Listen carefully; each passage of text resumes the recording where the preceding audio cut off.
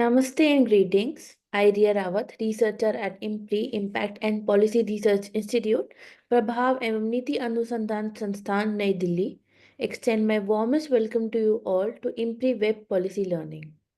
Today marks the 6th day of the Young Women Leaders in Public Policy Fellowship, Cohort 2.0, with the theme Getting Foothold in Politics, Governance and Gainful Employment, a Gender Lens.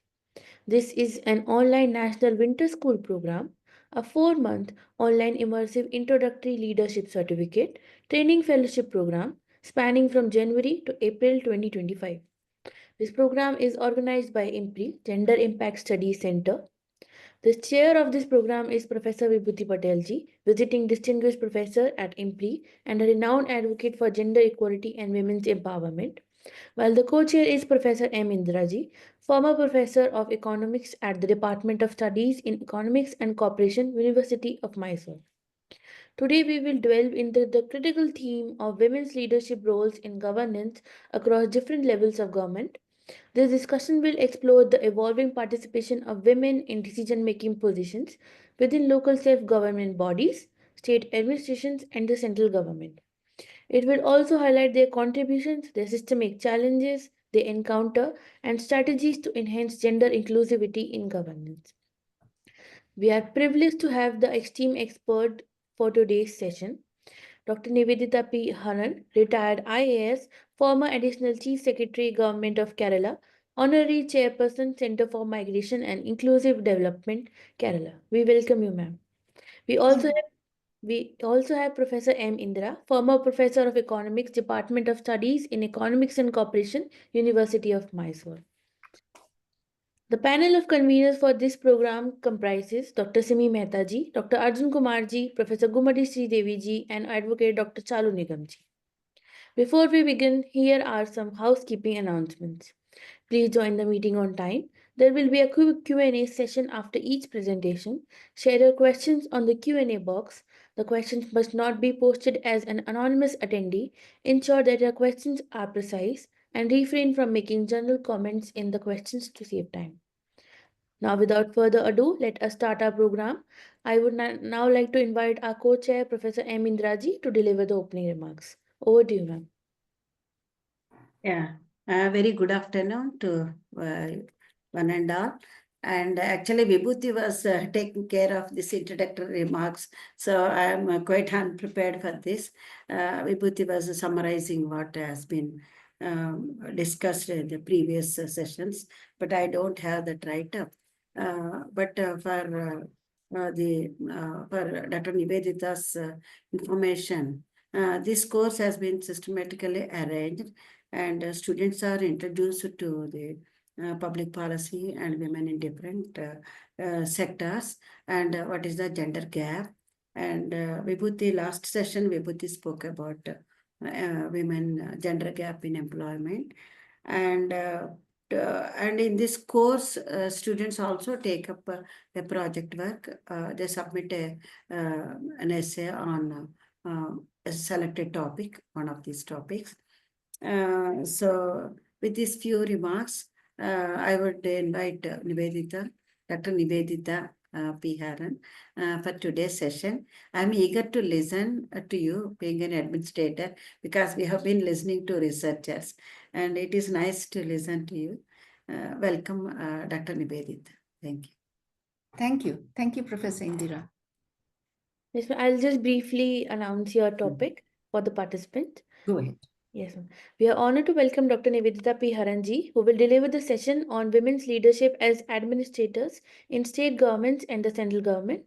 She will provide valuable insights into the evolving role of women in administrative leadership, the challenges they face in governance, and the opportunities for fostering greater gender inclusivity in decision making at the state and central levels. Over to you, ma'am. Thank you. I do not have a PPT. I'm going to speak, but I'll be happy if you tell me how many people am I speaking to, because I can't see the screen. How many people are there and how much? Ma'am, there are around 22 participants currently. Okay. Yes, ma'am. Thank you. Good afternoon to all of you. I am presuming that the topic being what it is, the role of women leaders in policy making and in government, you would all be interested in what actually happens in the field.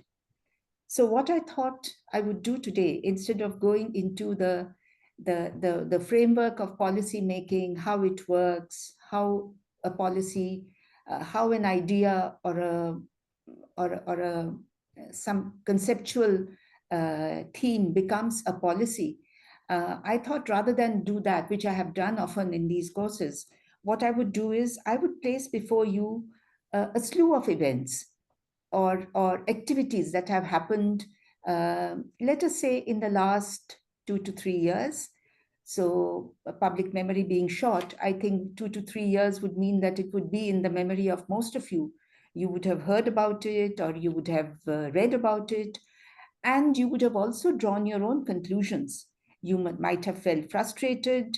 You may have felt that something had been the need to be done, but it was not done.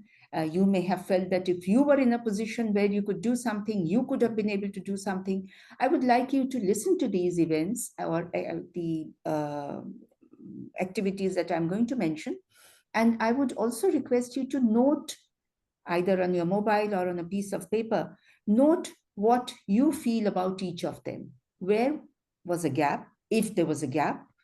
What could have been done better? What is it that we need to do if we as a country are going to become a developed country, as we hope to become in the next 20 or so years?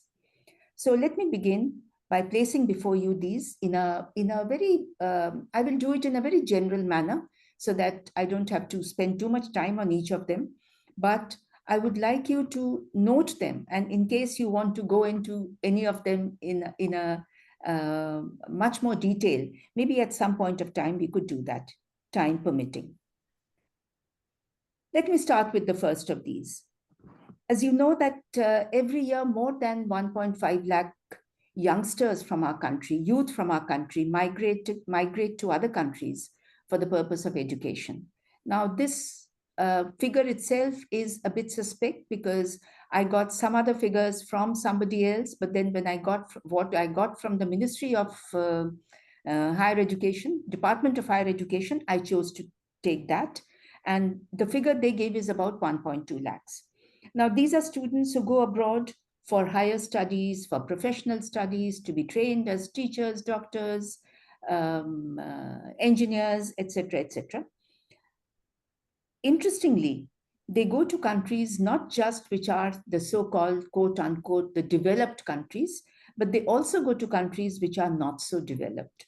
So you must have all come across the fiasco that happened when in Ukraine we had more than 10, I don't know, 1,500, or some said even 8,000 students caught up there who were studying medicine or engineering, and how problematic it became. The point I want to emphasize here is that these are children who go from families, often middle class, upper middle class, creating a financial burden on their families. They face a lot of hardship where they are, and they go to a country sometimes which are not even the top class in education. Probably the education standards in our country compared to that country would be much, much better. I can say from the top of my head, and knowing people who, in my circle, that definitely the quality of medical education in India is much, much better than what it is in, let's say, in Ukraine or in Russia or many of the other countries. In addition to that, they face, as I said, hardship, not only physical hardship, but also mental and emotional hardship. They have to learn a language very often. They have to deal with people with whom they don't share a language or a culture. So despite that, they go outside the country. Now, what is it that we are not doing correctly here? At the same time, the government says that every year, the number of seats in our medical colleges and engineering institutes are increasing by at least 5 to 7%. Now, that being so, Is that not enough? Are we not utilizing them for the proper people? Is it that the children who are really good at, who would have been the best of doctors, are actually being prevented from getting admission to these colleges? I think these are things that I would like you to keep in mind. The second point and the second incident I want to mention is the lack of employment in our country, lack of employment opportunities. We have been talking a lot about how it is a fact that there is a lack of employment opportunities, but it is also a fact that there are absence of employable youth. That is often a phrase that is heard from the private sector, the corporates, that we need to employ youth, but we don't have the children or the youth who have the required training and the required aptitude for it. What is going wrong? And I'm happy that Professor Indira is listening to me. We had the NEP of 2020, which came up with so many recommendations, not only in primary and high school education, but also in higher education, where it talked about introducing vocational training and vocational skills education from, I think, grade 6 or 7. It talked about special scholarship for teachers to improve their standards. It talked about inculcating a scientific temper in our students. It talked about reducing the gap between the different streams of education so that children who are being trained as engineers also have an exposure to the humanities, to commerce, to finance, etc., etc. Now, the NEP has been in vogue now for the last 5 years, and I hope some changes happen. And I would like to know if those changes have not happened. What is it that is not happening that is preventing our children, our youth, from getting the right kind of vocational training or the vocational skills that would make them employment worthy? Slipping across to higher education, I believe the number of increase in colleges every year in our country is mind-boggling. I believe every month there are 3 to 4 colleges being set up in our country. I think that is, I can't believe that that's actually happening. Of course, the standard of many of these colleges could be not very up to the mark. There are colleges which are, in the absence of a better word, I will use the word, they are scams. People are trying to make money out of it without giving the right kind of education. So despite this, I'm sure out of these 800 or so colleges that exist in our country, whose number is, I am told, to be increased to more than 10,000 in the next 5 to 7 years, I'm sure there must be some which are good in standard. Now, where is it that they are not able to follow the NEP or do something good that would make the students really employment worthy, and not just employment worthy? And I mean, by employment, I don't mean a 9-to-5 job. I also mean make them worthy of having a gainful earning.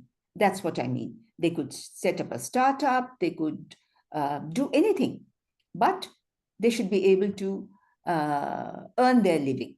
Let's put it that way. Now, what is it that these colleges are failing to do that our youth are not able to become employment worthy? And I would specially draw attention to the fact that it is true, and there is data to prove it, that it's the women, it's the girl students who are often outnumber the boys in many of the courses in our colleges these days. And even in some of the best colleges, I understand, it's whether it's a course in, BSc in physics honors or a BTech course, in many places it is girls who are outnumbering boys. Now, what is it that our education system is failing to inculcate in our students that does not help them to become employment worthy or income earning worthy. I think that is something that we need to look at, because many of these institutions are following the NEP policy of having become multidisciplinary, transdisciplinary. There is a lot of emphasis being laid on the liberal arts, what is called the liberal arts approach. In fact, something that's very close to my heart. They are being taught what is called the human values and constitutional values, civic sense, which is a part of our NEP in para 4.23. So despite all this, what is it that is lacking in our education system that children are forced to run out of the country or seek an education that does not help them in the long run? I want to move away to something very different now. I was a part of a committee that was asked to clean up the Dal Lake. And that was something that happened in the last 3-4 years, and therefore it is quite fresh in my mind. Dal Lake is a water body in Jammu and Kashmir, in the town of Srinagar. It used to be, very briefly, 29 square kilometers wide in area, and the area in the last 50 years has got reduced to about 13.5 square kilometers. That itself is enough to make you sit up and take note. Apart from that, there is night soil from about 910 houseboats, which is flowing into it. There are 5 STPs of the surrounding areas that are releasing the sewage, which is supposed to be treated, but their BOD and COD is much beyond the acceptable level, and all this is flowing into the Dal Lake. As a result, the lake is almost dying. No marine life is existing in the lake any longer. Instead of that, we have a lot of, because of the chemicals that are flowing into it from the surrounding orchards, the apple orchards and the walnut orchards, there is a lot of wild growth that is happening, weeds that are growing inside, the lily pods, the growth of azolla, many other are growing inside the lake, making the lake almost unusable. Now, at this point, we had gone, I'm not going into what happened thereafter, but why is it that our STPs are not functioning well? Why is it that the houseboats don't have a system to not release sewage into the lake? Is it not something that one needs to think about? Because many of us in our lifetime, many of us must have gone to the Dal Lake and taken a ride on the houseboat.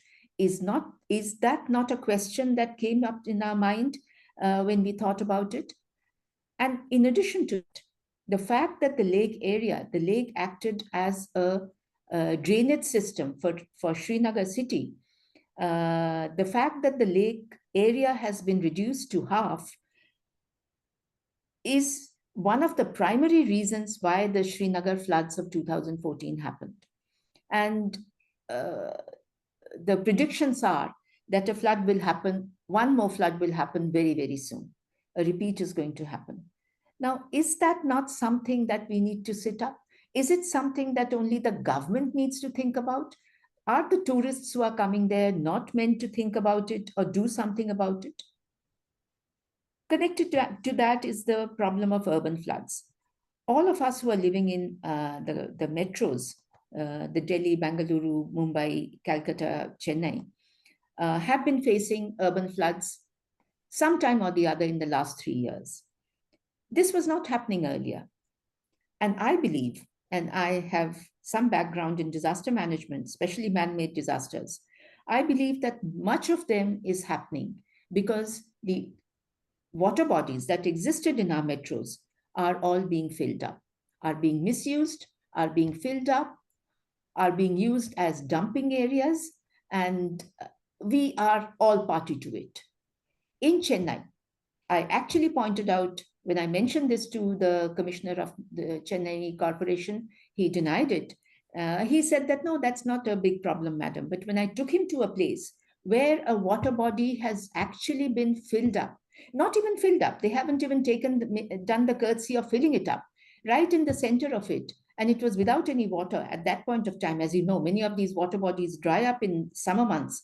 And right in the center of this water body,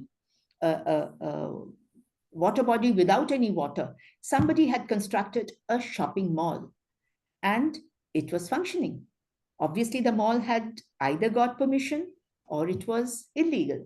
But what are we doing about it? What is the government doing about it? What are the people doing about it who are actually opening shops and restaurants there?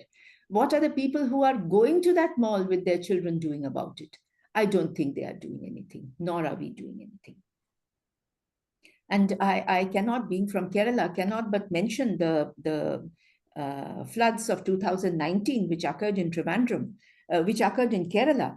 And people blamed everyone except themselves. I want to move over to another area, which is again very important and very close to administration as well as to the private persons, which is housing. We have a target, the government has a target to make India zero homeless by, I think, 2035. And that requires a lot of work. And that work has to be done by the states. It cannot be done by the government alone. The government can only be an activator. It can only be a catalyst. It cannot do the work alone, whether it is finding land, right from finding and surveying and identifying the truly homeless people, to identifying land, to ensuring that there is financial backup available for affordable housing, to the construction of the house, and to ensuring that the house is as per standards, and then finally ensuring that the people who have been allotted the house actually move in and don't give it out on rent or sell it off. What is it that we are doing on that? I think a lot of this will remain a pipe dream unless we start working on it right from day one, which is now, which was yesterday, and not just the government. We all have to be partners in it. That is one of the points I wish to make. Related to housing is the area of land. And I have to mention this because this again is something that we have been struggling with, the digitalization of our land records, and thereby reducing corruption, maintaining transparency, ensuring that all land is, all data is available to everyone at the click of a button. But what is it we are doing? We still do not have a common digitized map of the country, nor are we moving towards it. Each state is going in its own manner, but it's not known how far it is interoperable. And if it is not interoperable, then we are not able to talk to each other. Professor Indira sitting in Mysore may have a plot of land, but if I am sitting in Delhi, I will not be able to understand if she has a problem on her land. We are one country. And so one of the good things that work has started on that is that there should be a common standardized ROR all over the country. ROR is a record of right. It's called a record of right. In some places, it's called a patta, pattayam, many other names it has. So it is the basic document that gives you the right over the land that you possess. Even that, until now, we do not have a common standardized format for it.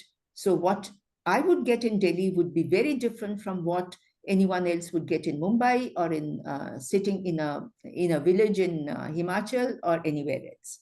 So if we do not have that, why do we need that? That's the first question. We need that because that is the basis on which I can go to any part of the country and either mortgage my land or I can sell that property sitting anywhere else. I cannot do that unless we have a common standardized ROR. And that is that has been a need which has not been there for many, many decades in our country. It's also necessary because that is the property that comes to us once the process of mutation has happened. As you know, any transfer of land involves the transfer process, registration process, and the mutation process. Registration may happen, but unless the mutation happens, and in our country, it is believed at least 40% of the properties that are transferred are not mutated, which means that the mutated property has not become part of the land records, which again means that there can be all kinds of benami transfers. The person who has not mutated can be, taken, the land can be taken away from him or her through unfair means, etc., etc. And therefore, it is very essential that any land transferred should be mutated. Mutation basically means in the records, the land is shown as the person's name who is in possession and who owns the property. Now, that process, unless it has happened, the extent of graft and the extent of frauds that happen in our country in the name of land, in the sector of land, is not going to stop. And that is extremely essential. We are living in times where, fortunately, technology is very good. The kind of technology we see now was not there when I was a collector, for instance, in the 90s. But now we have technology which makes data handling, data analysis, prediction, retention of data much, much easier than earlier. And yet there is misuse. We have to understand that all you youngsters who are listening to this, that just as you and I may try to do something to improve the system, to improve the level of services that are supplied or provided to the people, there are people who are working, all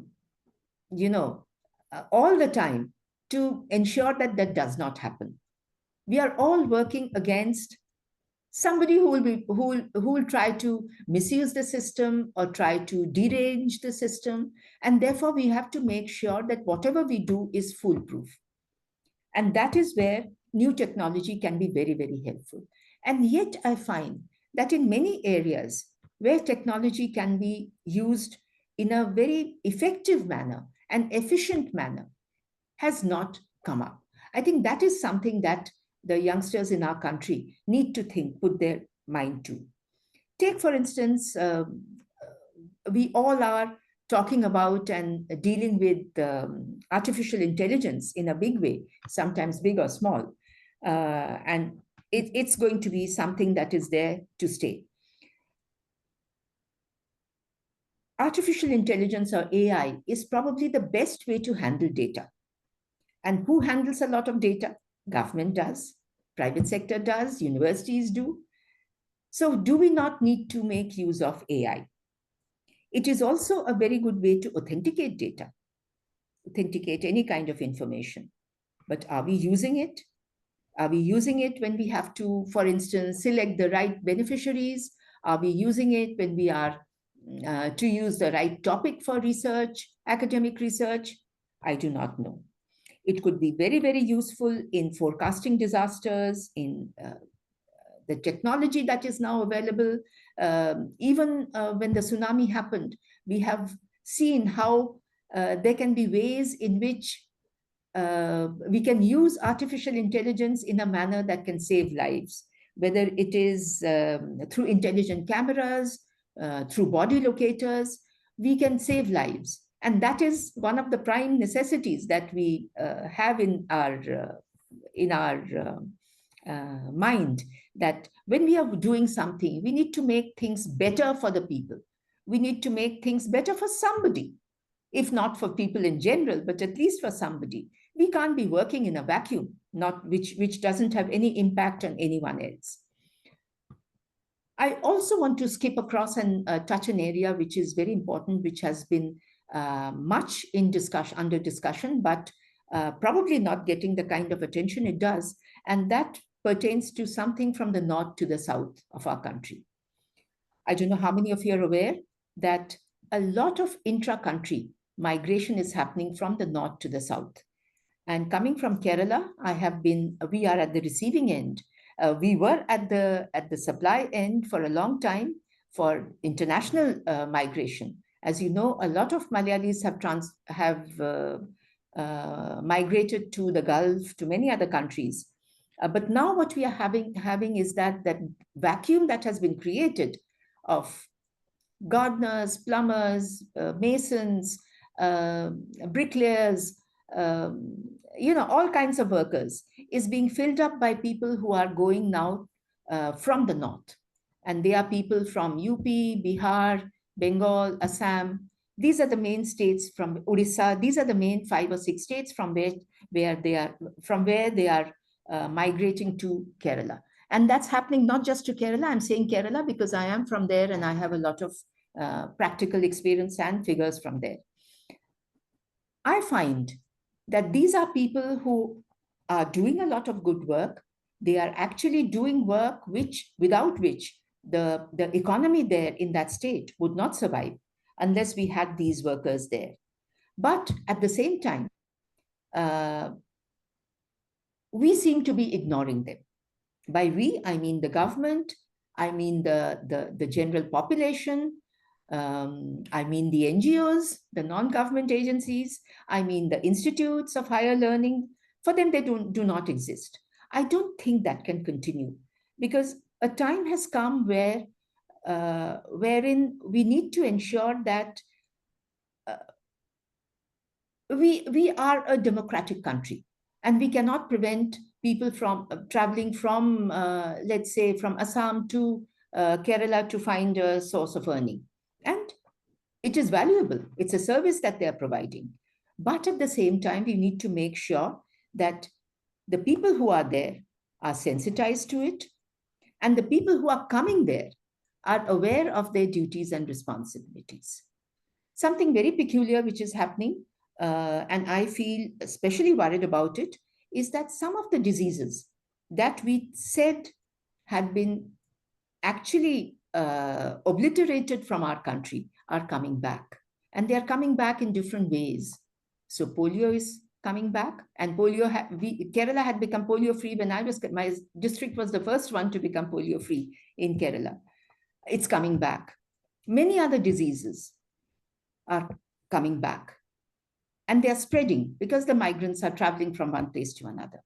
Similarly, illiteracy, which we did not have in Kerala. We were 100% literate. We are getting a sizable population, which is illiterate now in Kerala. Because these are people who are coming from states where illiteracy is high, where health services are not good, where the quality of life is poorer, where even the standard of living is poorer, and the GDP is less. So therefore, these people are traveling for a valid reason. And when they go there, and I'm part of an organization that is working with these migrants, an organization called the Center for Migration and Inclusive Development based in Cochin. Our study has shown that these migrants have helped to improve the standard and the quality of life of their families back in Berhampur or Murshidabad or Badaयूं or whichever state or district they have come from the north, which means it's a good thing that this is happening. And yet we seem to be closing our eyes to it. There are certain problems that are to be faced by the source states and some problems which are to be handled by the receiving states.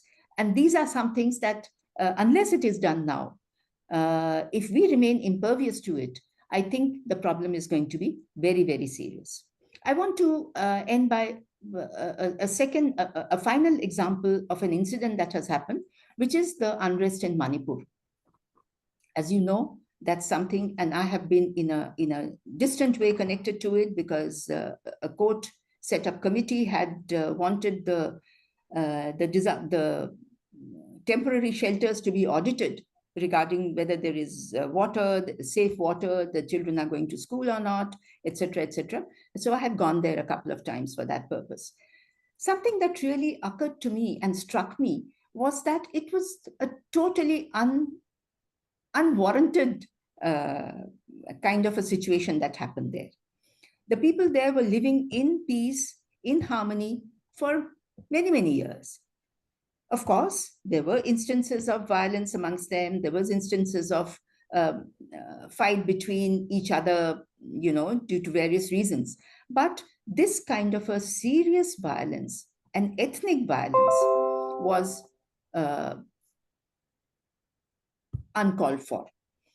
Something that I noticed there again is that it's the women who have been at the forefront of building not just resilience, but building, of having some kind of a reconciliation between the communities.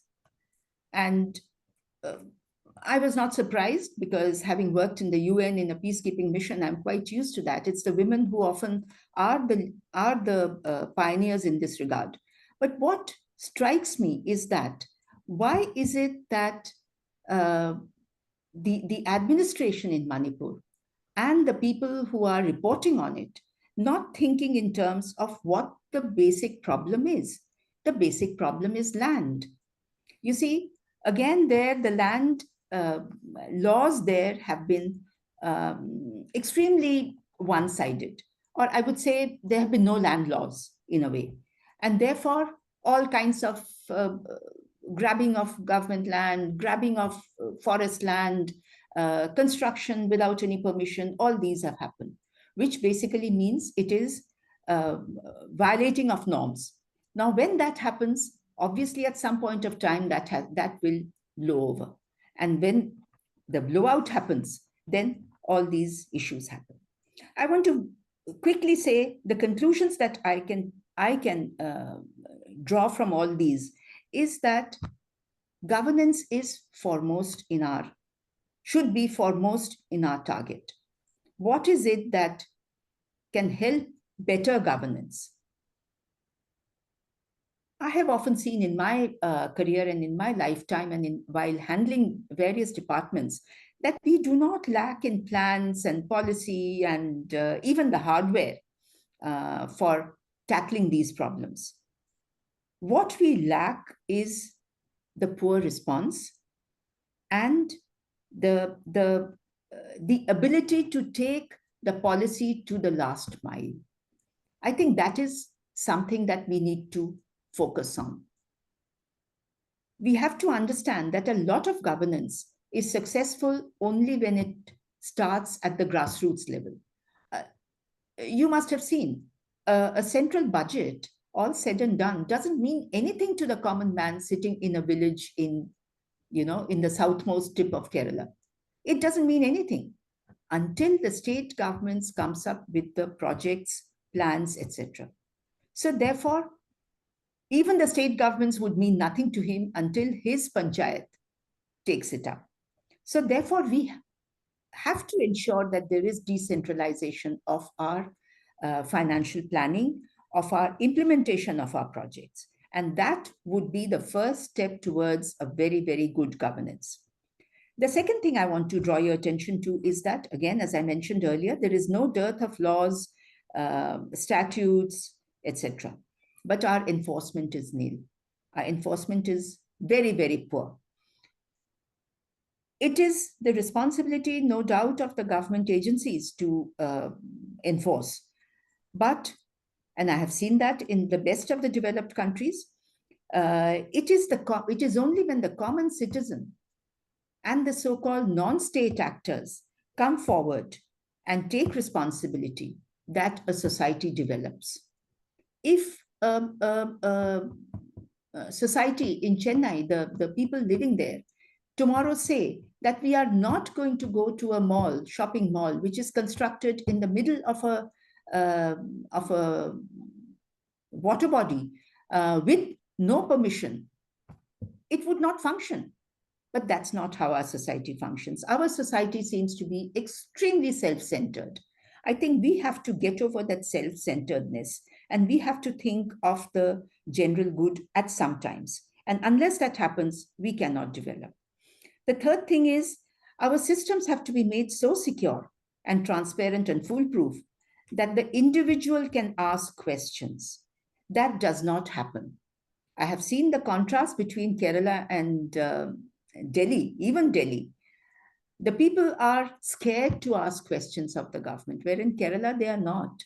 They are much more aware. And it is that awareness that makes the bureaucracy and the administration and everyone, including the schools, colleges, teachers, the private sector, everyone sit up, because there could be a time when they could be asked a question. So people need to be made aware, and maybe which compels them to ask questions. I think that is what is required. And finally, we have this humongous gap between our administrators and academicians, between our state actors and non-state actors, between our teachers and bureaucrats, between genders. You see, I think that gap is our undoing. Unless that gap is filled up, I don't think we can move forward. And I would like to end by saying that when we talk about gender awareness or gender parity, I frankly and in my heart believe that we have to take the lead. I don't mean all women, I mean those who think in the right manner. And I think we think in the right manner. We have to take the lead. And it is the women who have, in most cases, come forward and done the most uh, reasonable and rational thinking when the situation has demanded.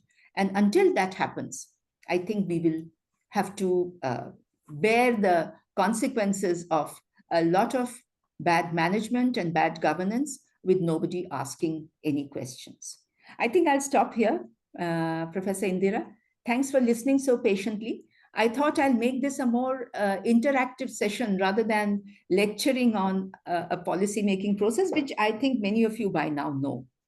So thank you once again. Thanks very much. Thank you. Thank you so much, ma'am, for an enlightening session. Your comprehensive analysis has provided us with valuable perspectives on this critical subject and highlighting the significance for good governance, participatory governance, and effective public administration. So I would now like to invite Professor M. Indiraji to share her reflections or remarks on the session. Over to you, ma'am. Yeah, thank you so much, Dr. Nivedita. It is really, very intense in the sense that you have raised very pertinent questions. And I'm sure that all the participants, they'll start thinking what needs to be done. Because these are the issues that we see day in and out near our places. But we don't put our heads in this kind of thinking. So first you spoke about migration. So we also observe whether as you said, there are many people who lost money also, but they believe somebody through some mediator they go and they may not get a seat. So such kind of things are happening.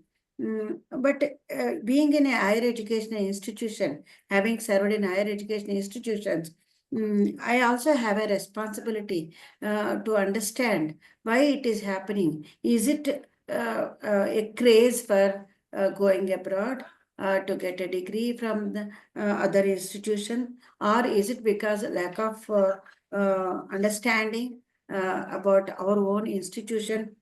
So there are a number of reasons. And also you spoke about the lack of employability. And just 2-3 days ago, Mysore has Infosys big campus is there, and it seems some 600 to 700 recruitees were sent out home because they couldn't clear the test. After some training, they will be given 3 chances. If they can't clear, they will be asked to leave. So, and having studied 4 years engineering, there are engineers, maybe from different specializations, and having studied for 4 years engineering and also 6 months training, after that they couldn't clear the test that has been conducted, so many of them. So it reflects on the individual and also on the system. And you also spoke about NEP. Yes, National Education Policy. And, particularly in Karnataka, there is so much of resistance. So now Karnataka, they are not implementing NEP. Some state education policy is under preparation, and but to be honest with you and also with everybody, I mean, I go as a NAC team member also to other universities and other colleges. And in some colleges, they have implemented. Recently, I had been to Jharkhand. So there, one private college, degree college, they are implementing national education policy, and they are yet to come. I mean, results are yet to come out. Only when first batch comes out. But still, because we are used to have such kind of linear, watertight compartments, so it takes some time for our people to understand. But NEP is really, really very thoughtful and very useful initiative. I hope that many will take it up. And similarly, you also spoke about with migration within the country. So next to Mysore, there is Bangalore. Nowadays, you find every other person is either from Bihar or Orissa. So that is kind of migration because of the job opportunities. People are migrating. And you also, another important thing that you raised is, what is our responsibility? Do we have to depend only government, or only government has to come to take up this kind of public bodies, or what kind of role we have to play? We have to play as citizens of this country. So, and what kind of voluntary initiatives are to be promoted? So these are really important things one has to ponder. And you also spoke about the technology and digitalization, and also you spoke about the decentralization. I mean, the importance of decentralization. As you said, we have n number of rules and regulations, n number of policies. For everything, you have some policy, one committee and all. But how far it is reaching? Do we have such kind of evaluations? Yes, you implement a program and you implement, and what happened to that? Is it working? It's not working. When it is working, why it is working in some situations? Why it is not working? So that kind of that kind of evidence-based things should get into the policy making or mid corrections. So as an administrator, probably you'll be able to tell us whether there is any opportunities for such kind of things. Are they happening? This kind of mid corrections of any programs. Thank you very much, Dr. Nivedita. And now I'm go back to Ria. Thank you. Thank you, Indira ma'am. And now, if I can respond to Professor Indira, a couple of things quickly. Yes. About the international migration of students who go out.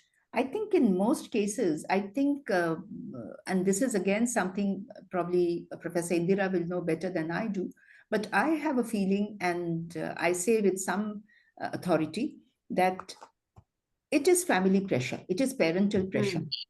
There are parents who believe that their child should become a doctor, notwithstanding anything. I think that is the wrong perspective. Social. Yeah, social pressure. Just social because, pressure. Yeah, and the parents and grandparents succumb to it.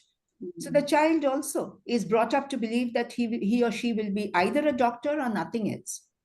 That's not an attitude in life. You need to have a plan B and a plan C. They don't. And so the parents sell their property and send their child to distant Ukraine, where he gets some third grade kind of medical education. And even after passing, he will have to pass an equivalence exam to practice in many countries. Yes. So what is the big deal of sending a child away? Instead, if he had done something here which would have made him job worthy, I would think that is a much better option. Don't you think so? I think the thought and people like you, Professor Indira, who are actually training these youngsters, you have a lot of control over them. You have to make them think in a rational manner. Yes. Make them understand that they have actually to in that sense, this NEP gives lot of opportunities. Yeah. If it is properly implemented, but our teaching fraternity should completely adhere and adopt the kind of this new NEP. See, what happens is, unless until the faculty believes in that and implements it and provide the opportunity for the students, or not, facilitate the process of identifying their area of interest and study it. So it is not going to be very useful. Yeah. Yeah, one more thing, Dr. Nivedita, you're telling something about people's initiative. Nivedita, I think connection is lost, I think. Yeah, I think there was some problem. So one more thing you were talking about in people's initiative. Yeah, go on, please, Professor, go on. Yeah, you respond to this thing. I asked about how far the voluntary initiatives, whether we have to depend on state only, or are there such possibilities for voluntary initiatives? One thing. Second thing is mid corrections to any policy interventions. Yeah. In the life of a policy, it's actually built into it that there will be revisit on the policy at different intervals. If it is, let's say, if it is something very, very long term, then the period is longer. If it is a much shorter term, then the periods are shorter. So if it is, for instance, solar energy policy, the period of interventions would be much shorter, because we expect that we will be able to measure how much energy we are saving by using solar energy, how much carbon sequestration is happening. It's it's measurable, and therefore it can be shorter. Whereas something like a education policy is a much longer term. 5 years is too short to understand whether it has had an impact. So in the policy, it's built in that the policy will be revisited and the impact assessment will be done. That's very, very important. We often don't do the impact assessment with the right perspective, and we get it done through an agency who is actually a henchman of the person who has implemented the policy. And therefore, the impact assessment is not an unbiased one, which is actually to our detriment, because unless we know the truth, we are suffering. So therefore, there has to be a balance and an honesty in even our implementation of our policies. True. That's true. Yeah, anyhow. So the floor is now open for questions from the audience. You can either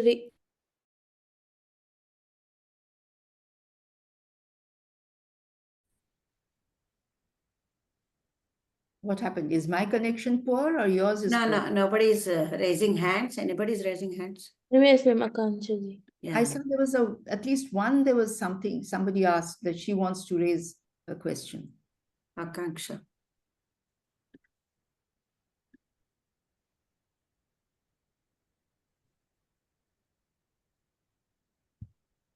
Would any other part? Yeah, Bijay Lakshmi ji, you can go first. Hello, Yes, ma'am. I'm visible. Yes. Yeah. Yes, ma'am, you're audible. Not visible. You're not visible. Good evening, ma'am. Actually, you talk about the polio-free state, Kerala. You discussed about that. I just wanted to know what are the strategies, and specifically in your district, the district administration follow for the polio-free district and state. Oh, polio free. Oh, that's so long back, Vijay Lakshmi. I have almost forgotten. That was more than 5 years back. No, but it was systematically done. And I have to mention here that it may have been done under the guidance of the district collector, but we could do it only because the non-state actors were with us. We got the teachers, the NGOs, the municipal workers, everyone on board. That's how we went house to house, ensuring that every child had taken the necessary doses And we had the period of, I think, 3 years we had to be without a case, and then we got the certificate. So it was done in a very committed manner. And I believe in the country also we were moving towards it. But now cases are coming back, which is a very, very sad thing. We do not want polio back in our country.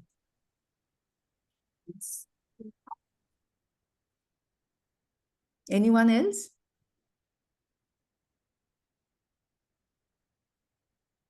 Yes, Yeah. Kasturi ji, yes, please go ahead. Yes, ma'am. Am I audible? Yes. Okay. Ma'am, I wanted to know if you could provide any books or any researchers, especially in the field of higher education, where we can study about policy creation, policy making. Like you rightly mentioned, it is like different stakeholders coming together, and then an action oriented approach would be possible, so everybody taking the ownership and responsibility. So if we want to understand it more in details, any of the references if you could provide, that would be of great help. Book, unfortunately, Dr. Kasturi, I cannot think of. I think probably Professor Indira will be a better person, but I hope you have gone through the NEP. NEP itself Yes. is a document worth reading. You know, there are some Okay. very, very commendable things that are mentioned there. The three-language policy, inculcating the concept of civic sense in our youngsters right from a young age. Then vocational skill education, etc. Yes. So there are a lot of good things. Even bridging the gap between the technological subjects and the humanities and social Yes. sciences is very important. Yes. You know, in our Yes. country, the IITs always had a department of humanities and social sciences. Yes. Right. Our So other along with colleges did not. And that I'm a product of that. I did my got it, research ma'am. from IIT Delhi. So And it's along with the technical skills, you have your life skills also aligned, the basic life and the value skills. that, as well as basic awareness of basics of economics, society, public administration. These are things that everyone should know. It's not the domain only of the researchers who do research on these subjects. So that's very important. And that NEP says that every college should be multidisciplinary. I hope it happens. Yes. Yes, ma'am. Where are you from? Which college? I am from Universal AI University. So I teach for the BBA and the MBA programs there. Which So, university? Universal AI University. It is Okay. located in Farzat. It's a residential university, and we have BBA and MBA programs running there, connected to management and technology combined, with the core theme AI. So this is of very much interest to me because I cater to different stakeholders in the university, and I take a subject, policies and practices in human resource management. So that is the reason so yeah, NEP, like you mentioned, yes, that is a very important uh, reference tool which can be utilized. Yes, Yeah. ma'am. Yeah. Thank you. Thank you. See, this NEP gave you very broad guidelines.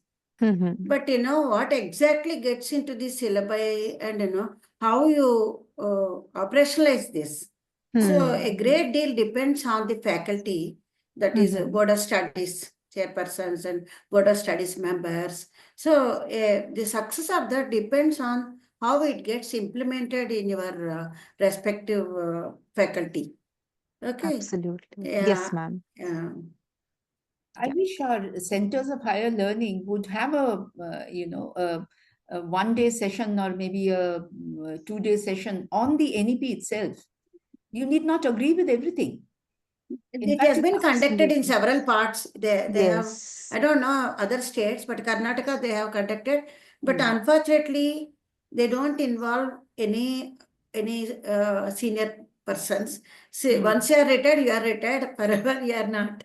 Your expertise is nowhere considered. But I feel as a teacher, not me, but anybody, as you teach more, you gain more experience, and you know what works and what doesn't work, to put it in quotations. Absolutely. Yeah. Akansha ji, you can go ahead with the question. Good evening, ma'am. The various questions raised by you made me introspect deeply. I would like to share my perspective on two of the questions which you raised. One was related to students not being employable after they receive vocational education or any kind of education. Ma'am, I feel so when you were speaking about these topics, I was quickly jotting down my points and I would like to share my perspective on this. Ma'am, students not being employable, so I feel that and I would like to know your perspective on what you feel about what I will speak about. Am I right, or what else I need to introspect on? I feel there's a gap in what is required in the market and the vocational education provided. So I think we need to begin with an end in mind. And second, I feel that the quality of vocational education is not up to mark in most of the colleges that is provided. So when it comes to these students being competing with a larger pool of students who come from these so-called top universities, then they fail to get their jobs because those jobs are filled by the students who come from these top universities. And ma'am, with respect to humanities students, why I feel that they are unemployable is because in humanities courses, the courses are provided bereft of the focus is not on employment but just on the education. So because I've been a humanities student, so I feel that we never knew what are the employment perspectives after the course, and the most logical next step for all of us was getting into competitive exams preparation, and that is, I think, true for almost whole of India, especially tier 2 and tier 3 cities. Yeah, ma'am, on this. And there's another question that you shared about why students migrating. Why students migrating? I think Dr. Devi Shetty, who is like world-renowned like heart surgeon, I summed up very well this statement. He said that had I sat for medical exams in India, I would have failed. So he had to go to UK, pursue his medical, and then come back and then set up his career, his social entrepreneurship as a doctor. So I think we in India have a very boxed approach to what talent is. There's always a box in which you have to fit in, and there's a lot of emphasis on theory. I myself is aspire to study at Columbia University, and what I felt is same. I'm not very good with the exam part, but when it comes to having a great CV, working in different places and getting what I am required to do in future, I'm great at that. But I may not excel at writing an exam and then excelling. But when it comes to implementing what I have read, I'm good at that. So I think in India this is lacking, and then they have a defined box in which all of the students have to fit, but each of us are different. And in global universities, what we see is that they recognize this unique talent of everybody. So they have this holistic kind of evaluation where you don't have just to excel in marks or excel in your GRE or GMAT, but if you are also good at extracurriculars, they also take that into perspective. If you have done a very good internship, then also they take that into perspective. Also, the diverse perspective that we get from a cosmopolitan culture there. Like, I would love to know what a student thinks on a particular issue, what a student thinks on a particular issue who is a resident of China, or maybe a resident of Europe or any country in Europe. So that perspective is lacking in India. Yeah. And yeah, Let me and answer that before I forget. Yeah. So yeah. your first question was on why is it that the Indian students who pass out are not employable? And one example was given by Professor Indira, where overnight 600 employees of Infosys, one of the best employers, one can say, were rendered redundant because they could not pass an exam. I think that that's related to your second question when you talk about the quality and the methodology followed in India in our education institutions. And I thought that that methodology, to some extent, was getting diluted through the national education policy. What I mean is that there was a lot of emphasis given in the Indian education system to learning by rote, reproducing what the teacher has taught you in class, what is written on the blackboard, you have to reproduce verbatim, otherwise you're not correct, not teaching you to think out of the box, think for yourself. I think that there was a reason behind it. As you know, I'm not going into all that. Read some of the books of that period. Our education system and the methodology started from a time when we were a colony.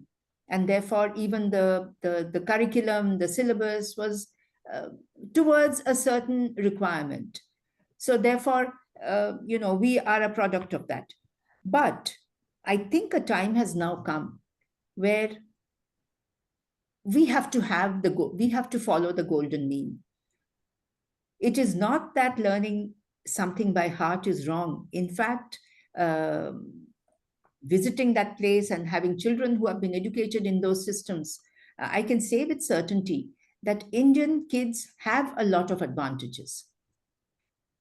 They can learn things which an American or an Australian kid cannot learn much, much faster. Equations, calculus, they excel at it. At the same time, that is why they are finding they study half of their lives here, and then they are choosing to apply it there because here the environment maybe doesn't provide that to apply that. So I feel very advantageous having done my education, having been very good at theory here, and then it's so easy being able to apply there. So we are not able to retain that also, because I feel also the research environment, ma'am, that itself is very lacking. We are not. I'll come to research. Hold that thought. But on the our students who come out of our universities, I think a time has come when the other side of it, which is encouraging them to be innovative, encouraging them to also learn some things about the arts, the music, etc., astronomy. These are things that stargazing, these are things that our children should learn. If a child is doing a BTech, it doesn't mean that he learns only about electric current. If it's in electrical engineering, it doesn't mean he learns only about electric current and the physics laws. He learns about other things too for a holistic personality. And I think the NEP is meant in that direction. It may not be going whole hog, but that is one of the things. You will read in the NEP, the word innovation, innovative thinking, creativity has come up many, many times. But it's our teachers now. Let me get down to brass tacks. Our teachers have to change their perspective. I have come across teachers, not just in my lifetime, but others also, who don't change their notes for the last 20, 30 years. That's it. I'm sure Professor Indira would be corroborating that. I think teachers have to be trained. That's what I mean by, like, our fraternity should absorb this and be ready to put it in practice. And we have to understand that the teachers are one of the most important sectors in our society. Yes. They are training young minds. You see, we come later. Bureaucrats and administrators come much later. Yes. It is the teachers who are training us. And therefore, what I learned as a student will stay with me. Much of it will stay with me for all my life. And therefore, unless our teachers are competent, unless our teachers encourage innovative and creative thinking, how will a student learn that? And I think that is the biggest problem in our system. Akanksha also mentioned about the need to ensure that our children, the people who are passing out, become employable. It is, again, it is the connectivity, as I said, the connectivity between the classroom and the field. Yes. Many of the students who pass out from our best of our institutes, IITs, would not know how to change a light bulb. They're as bad as that. But why is it that we are not changing it? Some change is coming. When I talk to them, when I go there, I realize some change is coming, but it has to come faster. But people like you, Akanksha, you have to stay in the country to change things. That's important. You see, I find that people who go away from here, they go away thinking that that's the end of the rainbow. But it's never like that. It's never like that. You have learned so much here. No, I'm not trying to bias you, but it's... Ma'am, there's also a U-turn that happens. You start from here, you go there, you get all the education and the experience, and then you, in later years or in after your midlife, you just come back and give it all back. And it would be great if all this circle should have happened here itself. Yeah. I don't know. One more thing. Yeah. You're telling something, Nivedita? You're telling something? No, I just want to add to what Akanksha was mentioning. I have been in the university 20-25 years. See, ourselves, till now, in traditional universities, not like IITs, there is very little importance given to practical application part. We only learn theory. We teach them theory. And still we talk about factors influencing demand of a particular commodity. We only talk about it. But we don't allow, we don't encourage them. There is no opportunity for the student to apply it to the real world and estimate a demand equation. So that is one thing. So practicality is not given much importance. Of course, theory is important. I'm not saying no, but it should be followed. It should follow the practical application. So now in an EP, there is a more opportunity for internships. See, in my surveys, I tried so much to incorporate the internships in my own department. I utterly failed. I couldn't do it. But now internships are given a lot of importance, and through that it is possible for you to practice what you have learned. Yeah. And these are very bright students, Yes. When I interact with these interns, I find that they come from diverse backgrounds. I know. Yeah. But they want to learn about the subject where they are. Yes. So I think that is a good development, I guess. Yeah, I'm banking on internships to bridge the gap between what we teach and the employment opportunities. Many a time, those who do internship in a particular organization, they get absorbed. They also get an opportunity. Yeah, Akanksha, have you answered at least answered some of your questions? Yeah, ma'am. I got a perspective. Ma'am, I want to ask one more thing. Why is there a time gap in what happens on paper and then when we implement the same? There's a huge time gap, not just in education sector, but in everything.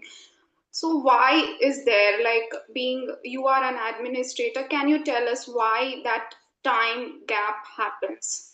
You see, the time gap is inevitable because once a policy is formulated, it could be at the central level, it could be at the state level, it could be at the municipal level, whichever level it is. The actual implementers of that policy are somewhere else. Okay, people who have to enforce it. So let's take the solar policy. I had drafted it for Kerala, and drafting a policy is just the beginning. It has its implementable part, it has its financial part, it has its acceptability part. There are many aspects to a policy. Yes. And once it is passed, once it is approved by the state cabinet and it becomes a law or an order, to make it actually implemented takes a lot of time. And that is the most difficult part. And that is where we often fail. We come up with brilliant policies, Akanksha. We have very good policies, and I have seen it compared to other countries. But yet we do not implement them well. We don't enforce them. We do it so half-heartedly that it doesn't have the impact it should have. Yes. That Operationalizing them. Yeah. Thank you, ma'am. Thank you so much. Welcome. We will now move ahead with the next question from Abuliji. I wanted to add a point with respect to the teacher training point. Particularly, I have seen that over the years, there has been a transition in terms of the patience level of the teachers. Like when I was a child and when I was growing up, teachers used to be really, really patient in terms of facilitating the passage, how the information was being passed on to their students, and having that nurturing and love along with the training. It wasn't just only academics, there was an element of nurturing involved with teaching. And especially in my tender years and as I was growing up, that really helped me become a very good learner, not just academically but overall in different areas of my life. But I have seen that there has been a transition, particularly like as I moved on to, let's say, graduation and post graduation. Particularly in post graduation, I had this very specific incident when, because I was doing my masters at JNU, Jawaharlal Nehru University, and I transitioned from Delhi University to Jawaharlal Nehru University. And definitely when you go to do your masters at JNU, the focus is more on academics. So I was in a space where I was still a little behind, like let's say in understanding the basis of academics. And I wouldn't want to point out the name of my teacher, so I asked her a question. She's a very famous teacher, and I asked her a particular question with respect to, ma'am, I got B plus in one of my grades, and I asked her particularly like how can I improve it to A minor in the next semester. And her response was that if you do not know how to improve it, then perhaps you deserve a B plus. So I mean, if a teacher, especially at a higher level university, is not competent in terms of providing that enabling and nurturing environment to students, so that can also be a setback. And it can be a motivating factor for few students that I'll prove myself better, but it can be a setback for most of the students who are already grappled with many challenges at many levels. So anything that you would want to point out in terms of how perspective of a teacher in terms of not just passing on the academic information, but also incorporating other human attributes is also an important factor when we talk about facilitating of passing of knowledge. Absolutely. You're Queenie, are you? Yes, ma'am. Queenie, I absolutely agree with you. And this again reinforces the point I was making, that I was a bit bashful about saying it. I didn't want to be very overly critical on it, but I think our teachers are failing our generations. Our teachers are not, it's a generalization. That doesn't mean that every teacher is failing us, but it means that many of them are actually not competent to train students. They are not only competent to train students in the subject in which they are training, but also as good human beings.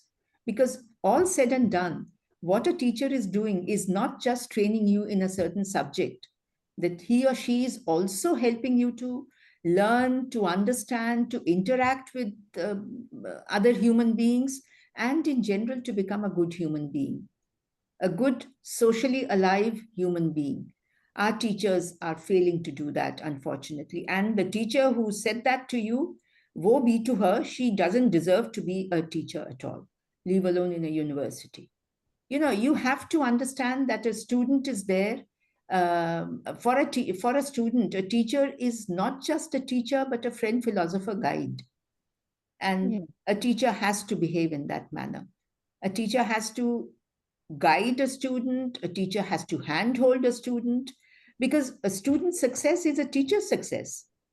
But Yes. unfortunately, our teachers are not in that manner. And in fact, I share this idea often with my other younger colleagues who are in the ministry, that our students would be first class.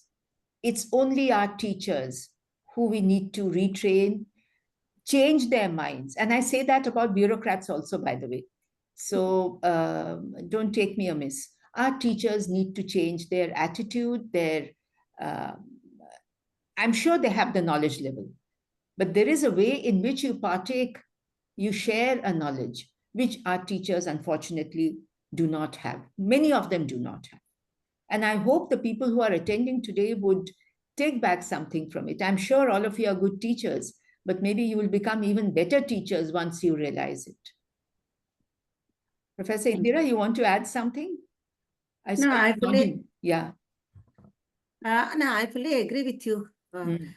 Because I have been seeing, I don't know what is, why it is happening, but very few are even this refresher course. There will be some faculty development programs, and they're all being conducted. But I don't see the kind of enthusiasm, the kind of learning kind of a thing, because teacher is teacher forever. Yeah. For example, IIT Kharagpur, when they offered this GIAN program, that is, you must be aware of this GIAN program, Global Initiative for Academic Network. So before my retirement, I organized one course as soon as it was introduced, 2018, I think. So, and after that, every year advertisement is coming, but nobody. And it was a very good course. I organized on the design for development. And there were participants from Delhi. Still, some of the students are in touch with me. They write to me. So that is the kind of opportunities are there. Yeah. But our teachers' mindset is important. But maybe I'm hopeful that when next generation, these students, they come up, when they become teachers, probably some changes will take place with NEP. Yeah. I'm hoping that. It's not that all of my generation are like that. Yeah, but I know. Yeah. Yeah. Aboli. Yes, ma'am, we will now take the last question from Aboli ji. Why the last question? Is your time limited to 4:30? Yes, ma'am, we have another session of Indira, ma'am. Okay. Oh, sorry about that. Yeah, go on. No issues. I can talk anytime. Go on. Yes, Aboli ji. First of all, good evening, everyone. Thank you, Professor Indira, and thank you, Nivedita, ma'am, for the insightful session. I work with the government initiative called Research and Innovation Circle of Hyderabad, where we are always encouraged to address women-centric challenges through our program, ma'am. During your session, you did mention about the absence of skilled youth, but today I would specifically like to highlight the skills required by young women. While women enrollment in higher education has increased, the transition into workforce, especially into decision-making roles, remain limited, ma'am. So this can be largely because of the structural barriers. For instance, the UGC's gender advancement for training, transforming institutions initiative was introduced to promote the gender equality in STEM education and research institutions by improving the recruitment process, retention of this women scientists and women faculty, and career progression opportunities for the women. However, despite all such efforts, women remain underrepresented in senior academic institutions and administrative leadership roles across universities and research organizations, ma'am. So, what are the additional measures that institutions and policymakers can implement and take to bridge this gap and create a more inclusive ecosystem where women not only enter the workforce but also progress in decision making and leadership positions, ma'am? If I can start with the simplest, when we are talking about creativity and innovative thinking, etc., women are actually very good at it. And Yeah. as a mother, I can say that it's our daughters who are much more creative in their thinking and ask the most, unexpected questions that one can imagine.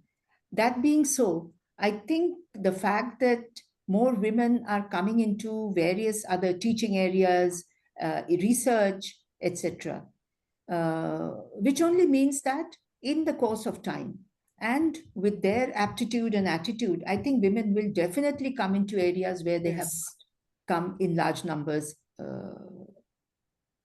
as of now. But I think in a way, we would be missing the bus if the women did not use these qualities more effectively. I find that sometimes, one is almost forced to masculinize oneself. One is asked to, questions are asked. Like I've had this very often, and I've of course responded in my own manner. I'm asked questions like, "Why can I not think like a man?" Or "Why could I not have done this as a male officer would have done?" So then, you see, given the fact that there are many more male officers, you face a situation where you find that your thinking is not appreciated.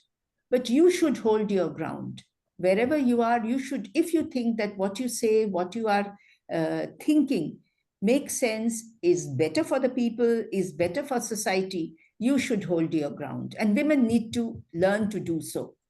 We give in very often, and too often. We should not. Everywhere, whether it is in a family or in society or in our workplace, we should learn to stand and take a stand, which we often do not.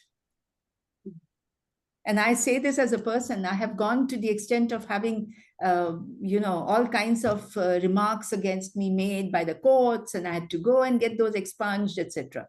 But I held my ground.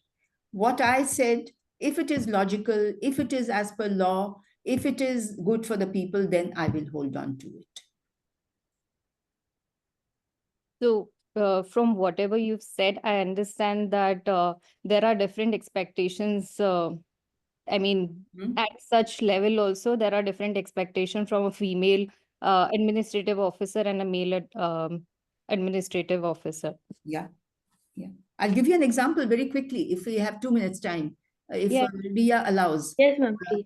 There was a case of it was a very simple one, and that comes to my mind immediately, where a plot of land in the heart of Trivandrum city, which was being used as a golf course by about maybe 100 or 150 members, the people who were it was a registered society or some kind of a society, they wanted that land to be assigned to their name. And I had, as Revenue and Land Commissioner, I had said, no, it cannot be done. 26.5 acres of land in the heart of Trivandrum being used only for 100 families is not acceptable. Secondly, you're using it for a purpose. You have got it on lease. That's more than enough. Why do you want it to be assigned to you, given to you on your name? Because once I assign it to them, they would construct high-rise buildings there. Who will prevent it? And why? Why should I do it? Yeah. Of course, there were many other reasons. The point that I'm trying to make is that I got so much pressure on me from my cadre mates, from my batch mates, saying that, Nivedita, why are you, how does it matter? Let them have it. You are not losing anything. I said, no, that's on principle. We cannot allow that to happen. And I held on to and today, people, even when I go back to Trivandrum, people at the airport, somebody came up to me last time and said, Madam, we are so happy that you gave this land to the people. So you see, it will happen everywhere. And I'm sure it happens in the teaching profession. It happens in the private sector. But as women, and I'm speaking as a woman now, As women, we should learn to hold on to facts and to our stand when we know that we are correct. That's absolutely true, ma'am. Thank you for answering all my questions. Thank you, ma'am. And Thank we'll you so take much. just, yes, ma'am. We'll just take one more question. Sasmita, ma'am, I believe you raised your hand, ma'am. Please go ahead.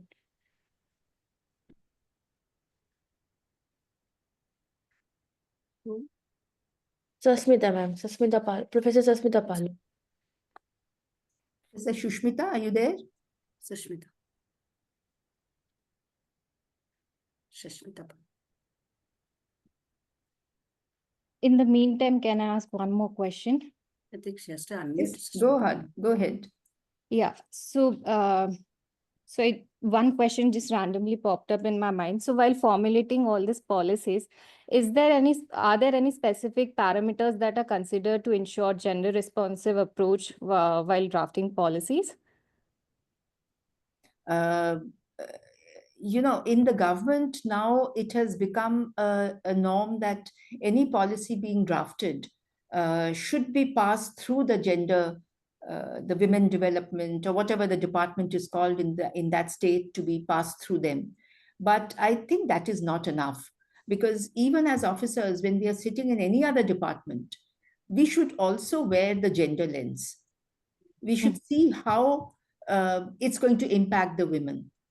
You know, simple things like while preparing the resource map of entire Kerala, the panchayat resource maps, I found that there were places where the women had said that their first priority would be drinking water, whereas the men had said the first priority would be a cinema hall.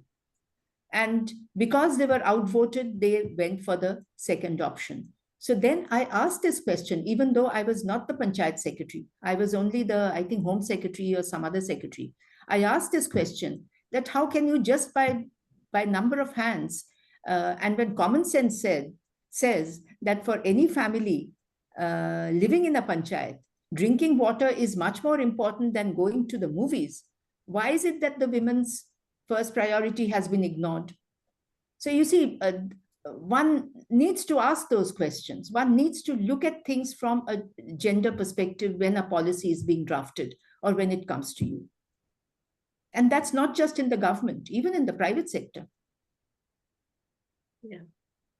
And governments are organizing gender sensitive sensitization. For example, in Fiscal Policy Institute, they have been regularly organizing this gender sensitization programs to auditors. We came out with a book on how to gender audit the programs. So many of them are quite sensitized about the, I mean, they wear the gender lens now. Yeah. Good, I'm happy it's happening. Yeah. Yes. Is Sushmita there, or she's No, not? ma'am. I Not- think yes. okay. Yes. So thank you, ma'am, for taking the time to answer all the questions in such great detail and with so much patience. And we hope to have you again at IMPRI's future programs. Thank you so much. Thank Thanks, you. Professor Indira. It was a pleasure. Thank meeting you. Nice meeting you. Please let me know when you come to Mysore. Sure. Yeah, we shall meet. Maybe I'll send my... Do that. Please send your contacts. Thank you. Thank Sure. you. Thank you. Surya. Thank you, ma'am.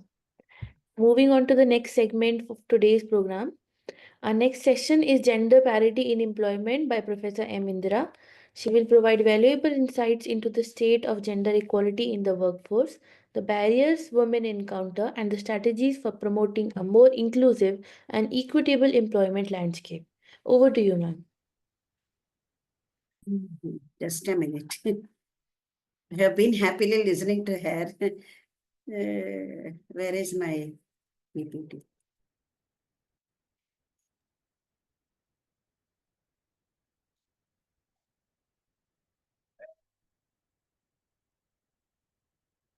We should share it. Where is share?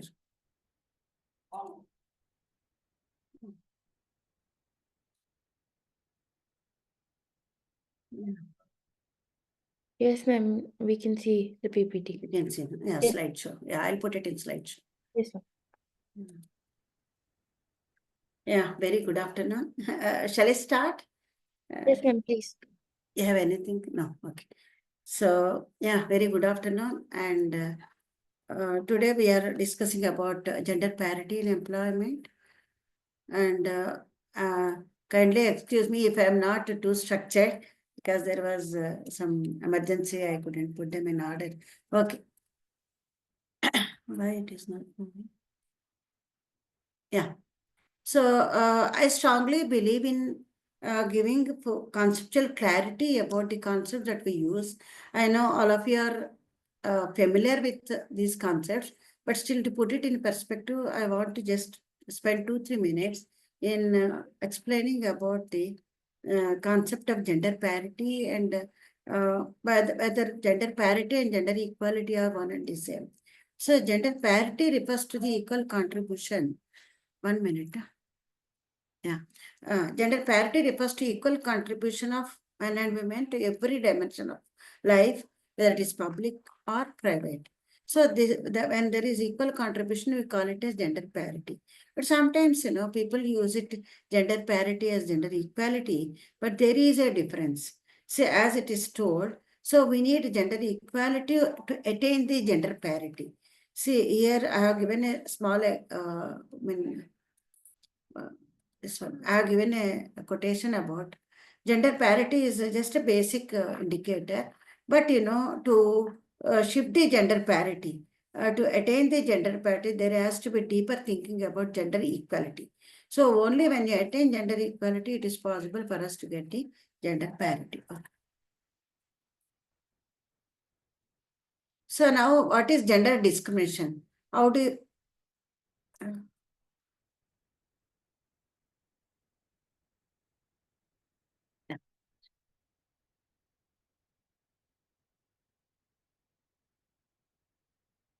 hello, my audio is seen. I mean, my PPT is seen. Ma'am, it's on not on slideshow, and it is showing that stages of discrimination slide. Yeah, gender discrimination. It is there now. Okay, fine. Yes, ma'am. Yeah.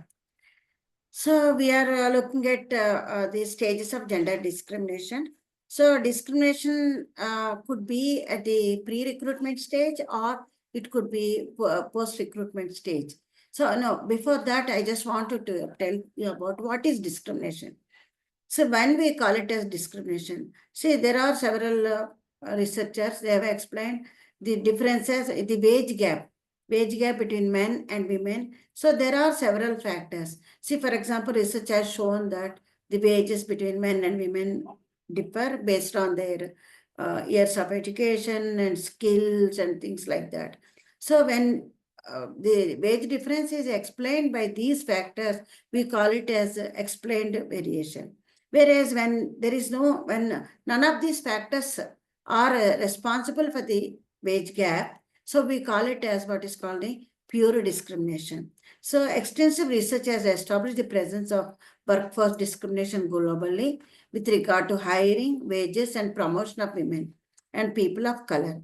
See, even in United States, you find that the unexplained factors means which are not accounted by the differences in education or in your years of work or any of those factors. So these unexplained factors account for a large share of gender wage gap. So this unexplained portion has remained relatively constant with close to 40% in case of USA. So now we have to address this unexplained, what is called unexplained factors, because explained factors are known to us. But whereas unexplained factors, I call them as unwritten laws. See, when an organization is recruiting men and women, so some unexplained laws will be, or unwritten laws will be working. See, so we will look into those factors. So it is important to focus on these unexplained components because they are not the real reasons for the wage gap. So, as I told you, the discrimination could be at different stages. Discrimination could be at pre-recruitment stage, or it could be at the post-recruitment stage. So, pre-recruitment stage discrimination mainly rejecting the potential candidates on the basis of their gender, religion, caste, etc. And this is what is called, I mean, they won't be even coming for the interview itself. That is pre-recruitment stage. or post-recruitment stages, maybe after getting recruited, maybe several barriers and several kinds of discrimination may be against women. So that is post-recruitment discrimination. Now, there are examples of this post-discrimination. So recently, only this year, there was an investigation, Reuters investigation. So what they observed is sorry, I have to put it in. Yeah.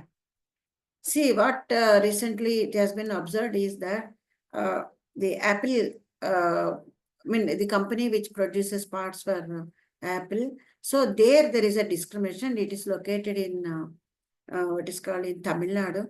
So it seems married women are prevented from getting employment.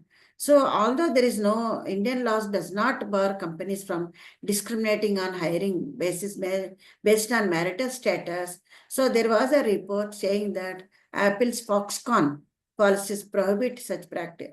They say that they prohibit, but in reality they are happening. So there was a huge noise about this particular case where married women are exempted from, married women are discriminated against the selection. So according to them, the married women have got several responsibilities. And one more silly reason that I read is that married women, they don't want to remove their mangalya or chain. So that is where they are discriminated. There was something like that written in this. So what is the status of gender parity in employment? So what is the disparity? Or we will look into that. See, what has been observed is that in public sector companies, the share of women employees in central public sector units, there was a study. So this is a Central Public Enterprises Survey. So according to this, women employees in central public service enterprises is only 9.5%. And where these 9.5% are located is, where they are working is only skilled workers constitute only 29, around 30%, and unskilled are another 30%, and managerial. This is in public sector companies. But there is a work participation ratio, worker population ratio, you will find a lot of gender disparities. See, particularly in rural areas, there is a gender disparity between rural and urban areas, and also between men and women. So if you look at this worker population ratio in rural areas, it is around 40. Whereas, for every 100 people, only 40 women are working. So whereas in urban areas, it is still less. In urban areas, it is only 23.5%. So though there is an increase from 2017-18, the worker participation ratio, worker population ratio increased from 18% to 23%, but still it is much, much lesser compared to any other country and compared to men. So among men, the urban women, 71 out of 100 are working, whereas, among women, it is only the 23. So work participation, population ratio is very, very low in India. And also there is a gender gap. So if you look at the distribution of workers in where they are working, what are the occupations they have taken up. So here also you find that rural areas and urban areas, there is a difference. In rural areas, male and between male and female, men and women, there is also difference. So, but most of the people in rural areas is self-employed. So among men, the self-employed is 58%, whereas among women, the self-employed is 71%. So the self-employed, most of the time they work in their farm or they work in their enterprise, for which they don't get any payment. So Vibhuti madam was also talking about this. So regular wage and salary. Regular wage and salary constitute only 8% in rural female, whereas it is 14% among men. So, and other places are casual labor and other things. So whereas if you come to urban areas, our focus is on regular wage and salaries. So if you look at urban areas, urban female, it appears that 50% are regular wage and salary. And among men, 47% are regular wage and salary. And self-employed is again around 39% in both among men and also women. So casual labor is high in urban areas among men, whereas share of casual labor is low among urban females.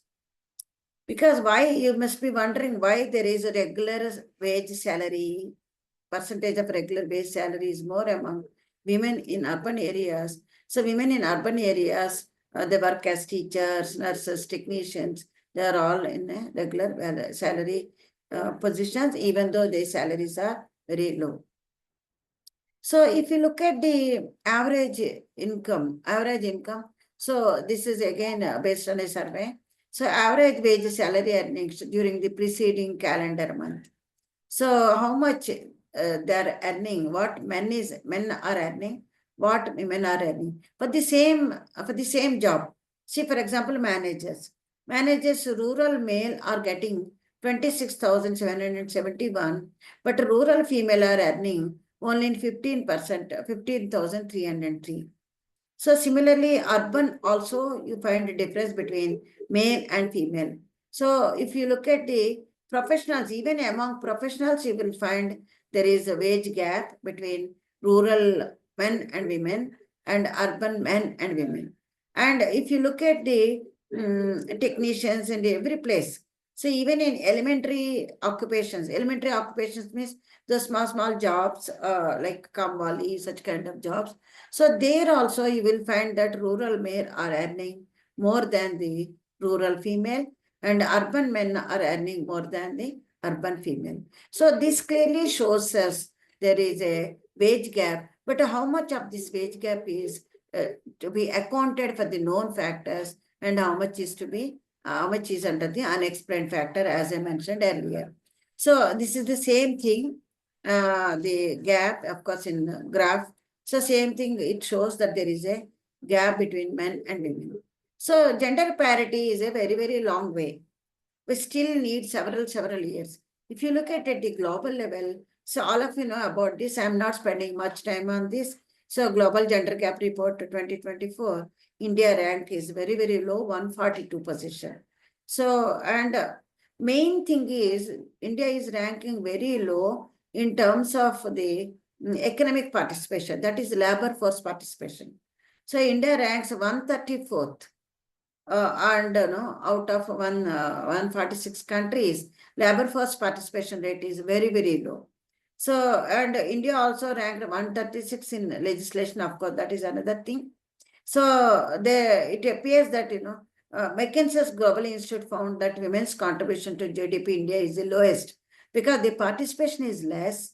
Women's participation in labor force is less. So due to that, their contribution to GDP is also much lower. So recently there was a study, and what it says is that, the study is by a services company, AON.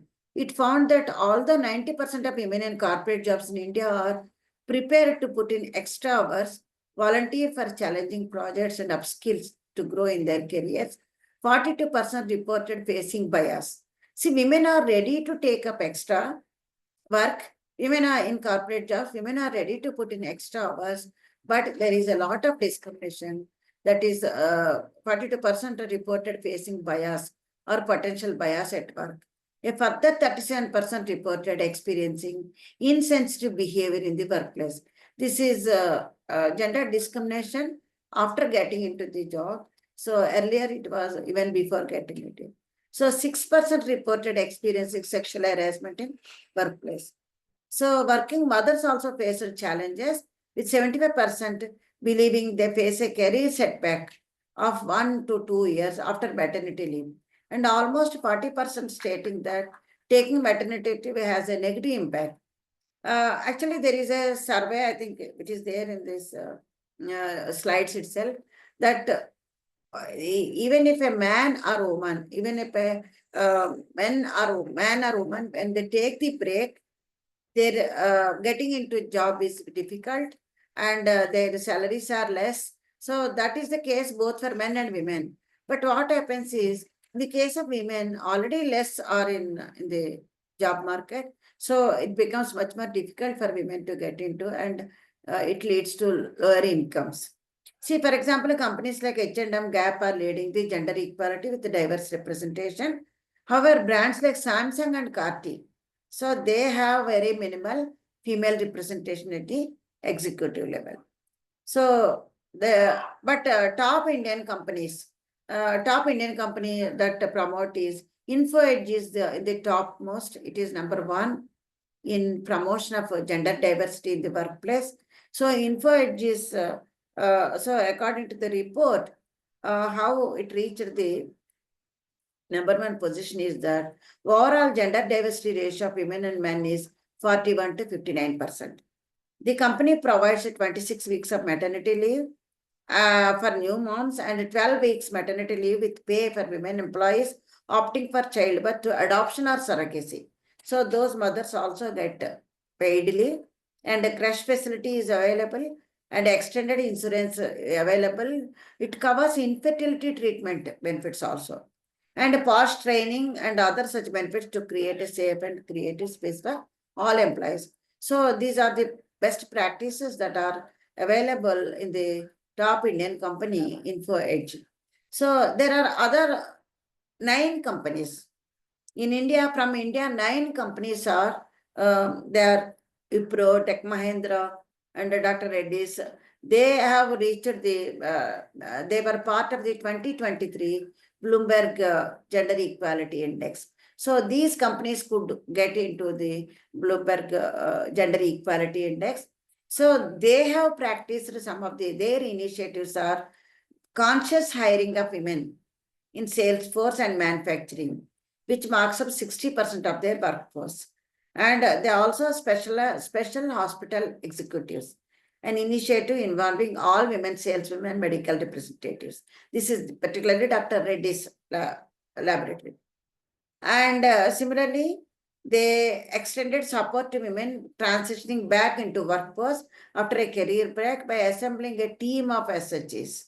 SHGs with women looking for a second chance. So, and there are also career comeback for women. So there is a platform created that enables the hiring of women who are on the career breaks. And they also extended aid to pregnant women at work through maternity counseling and buddy mothers. So these are some of the initiatives for promoting gender, for encouraging more girls to get into the employment. So if you look at global gender gap, I was talking about World Economic Forum.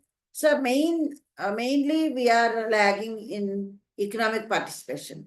So I gave this because it dissects the economic participation, what it means by economic participation and opportunity. So labor force participation, we are in 134 position.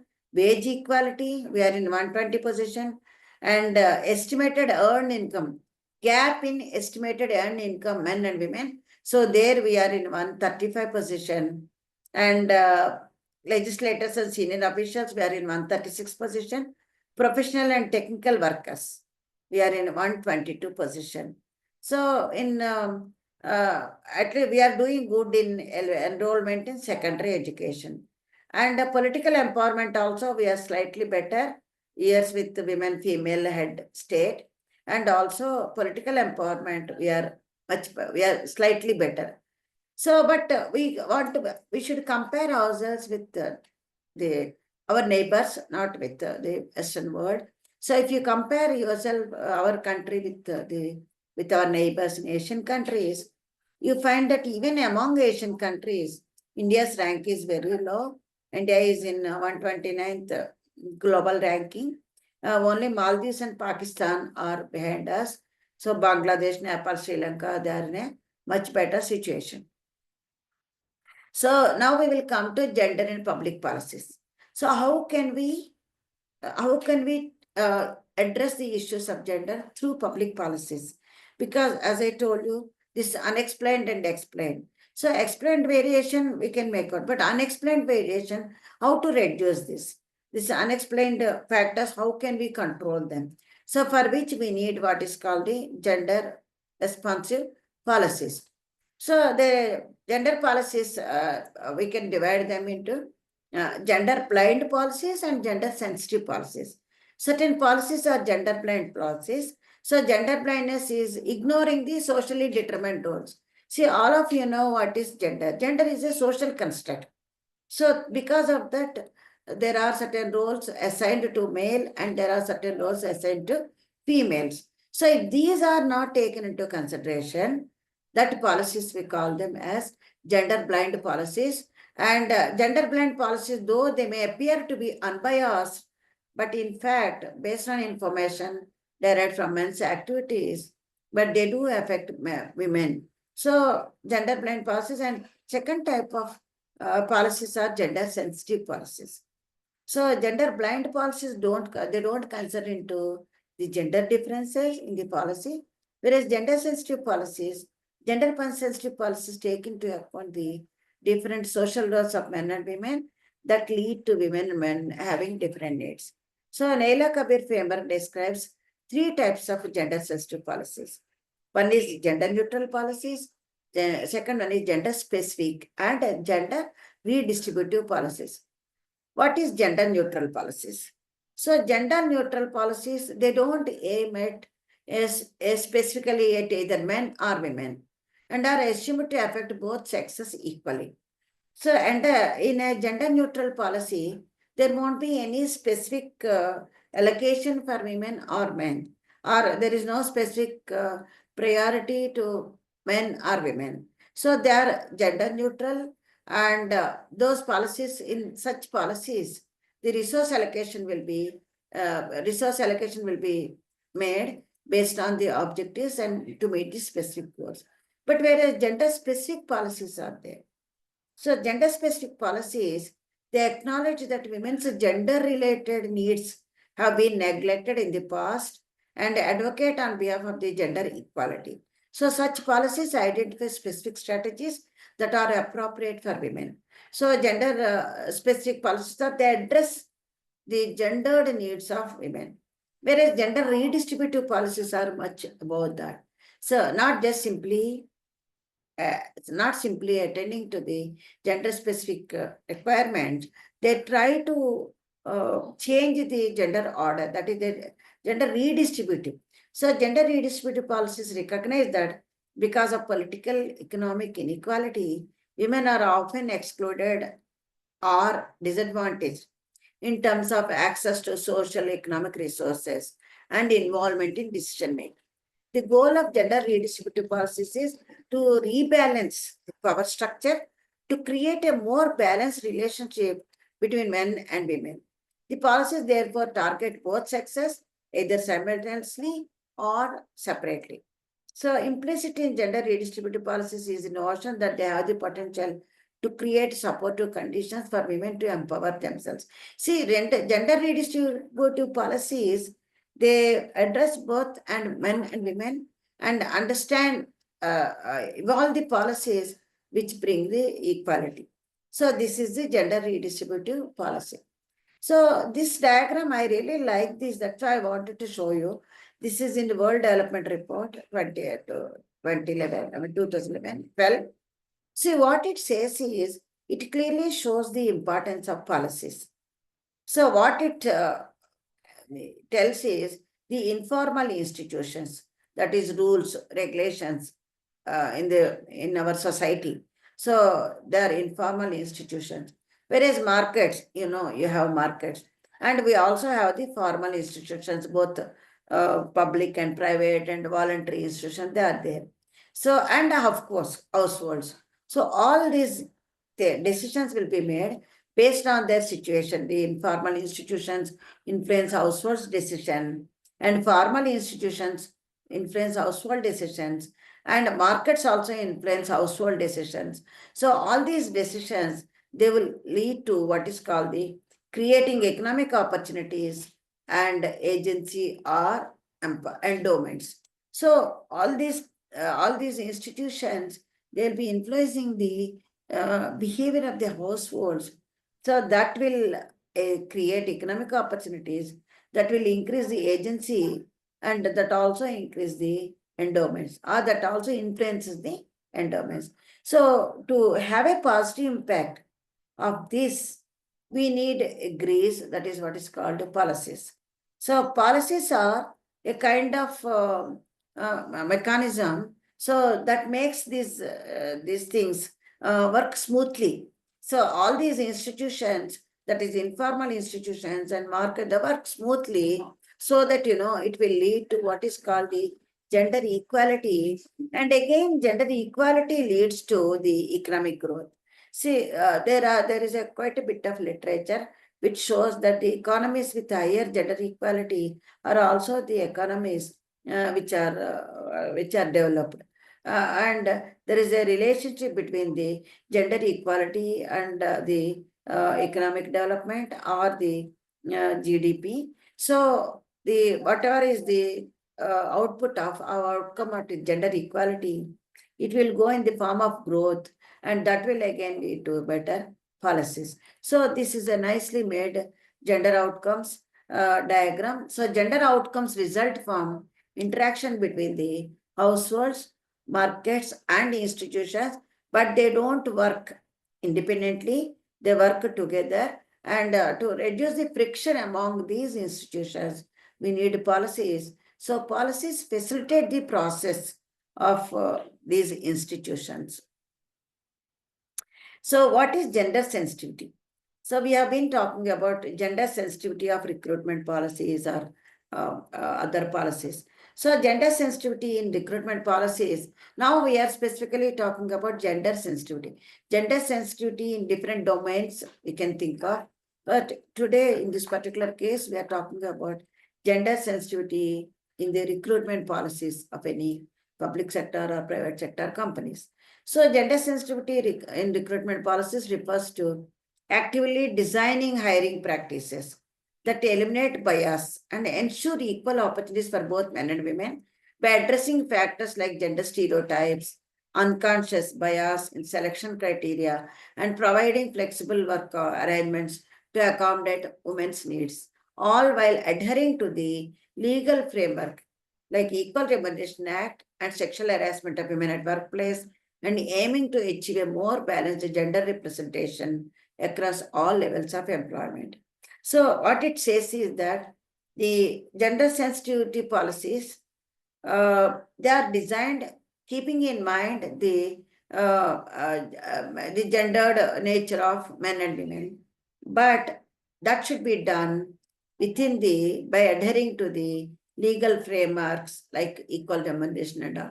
So this is what is called the gender sensitivity. Why I am talking about gender sensitivity is today we are going to look at the premise. It is based on the premise that gender sensitivity of the recruitment policies have an influence on the participation of women in employment.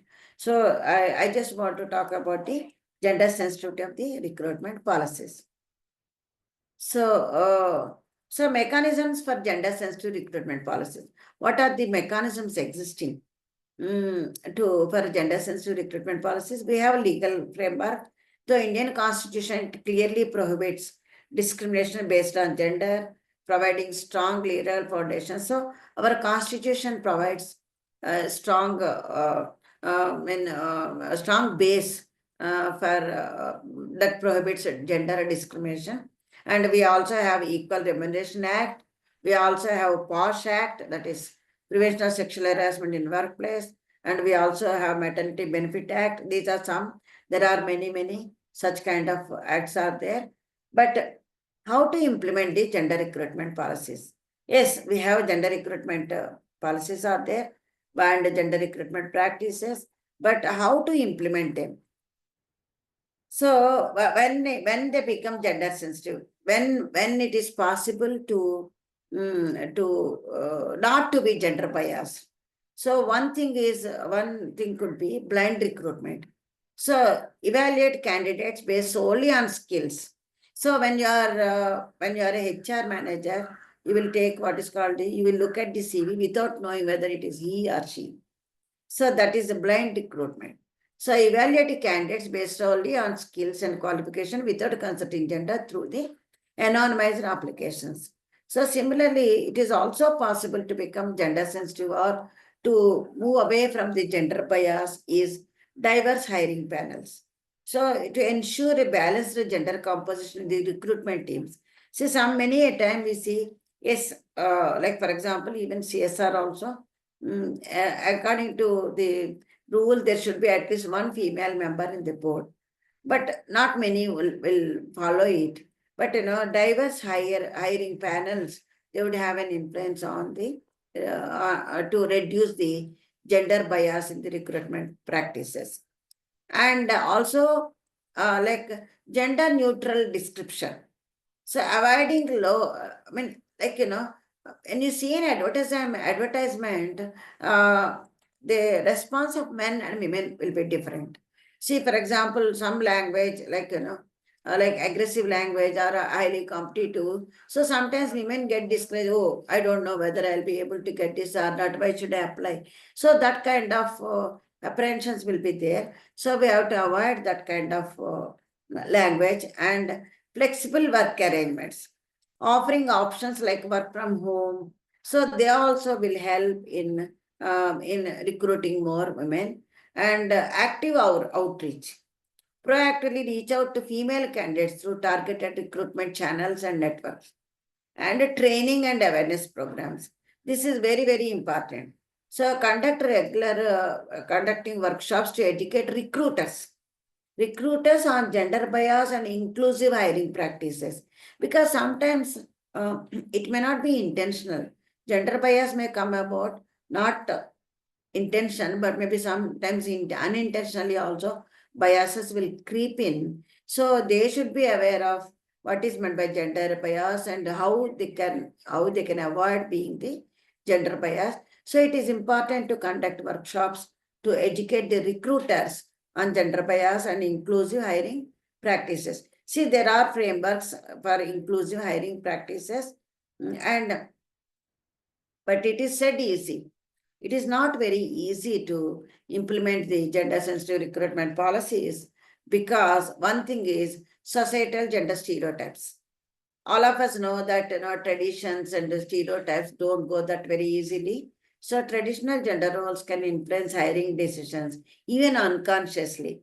Unconsciously, yes, because women's role is to take care of the family. If she's married, she may have responsibility, she may have to take care of her family. So all those things will creep in. So unconsciously, this societal gender stereotypes, they creep in. And sometimes it is lack of awareness. Some organizations may not fully understand the importance of gender diversity.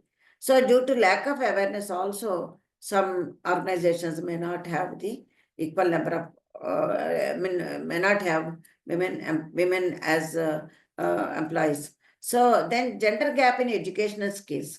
So this is accounted. So unequal access to education and training opportunities for women can limit the pool of qualified female candidates. See, this happens, access to opportunities, training opportunities, this happens in very poor families. For example, in a poor family, when the resources are limited, when the boy and girl, both of them are at a graduation level, obviously for technical courses, boy will be sent because it costs more to educate to get a technical degree. So in such cases, girls will have lesser opportunities. But of course, government is providing several scholarships for the girl child to get educated. So due to this, it is possible to reduce the gender gap in the educational skills. So barriers that hinder equal opportunity in workplace. As I told you, this is already, it is done. So one thing is unconscious bias and gender stereotypes. So these are the discrimination based on gender. So because of this, they come as barriers to hinder equal opportunity for the women in workplace. So, but there was a survey. Recently there was a survey. So there, what came out very clearly is that majority organizations employ at least 2 inclusive hiring strategies. When inclusive hiring strategies are having a mixed gender panels and gender neutral description, these are some of the what is called the gender sensitive gender strategies, gender inclusive hiring strategies.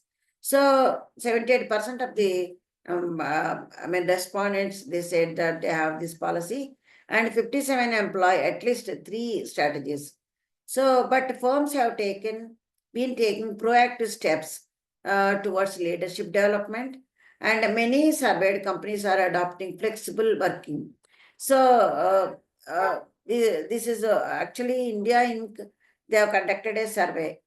So, and there, they have incorporated that the many companies are using what is called the inclusive hiring strategies.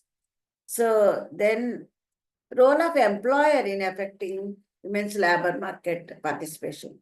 So there are studies that have emphasized the role of marriage, motherhood, and they have disproportionate responsibility for domestic work and care work, and conservative social norms. They all prevent from women from entering into paid work.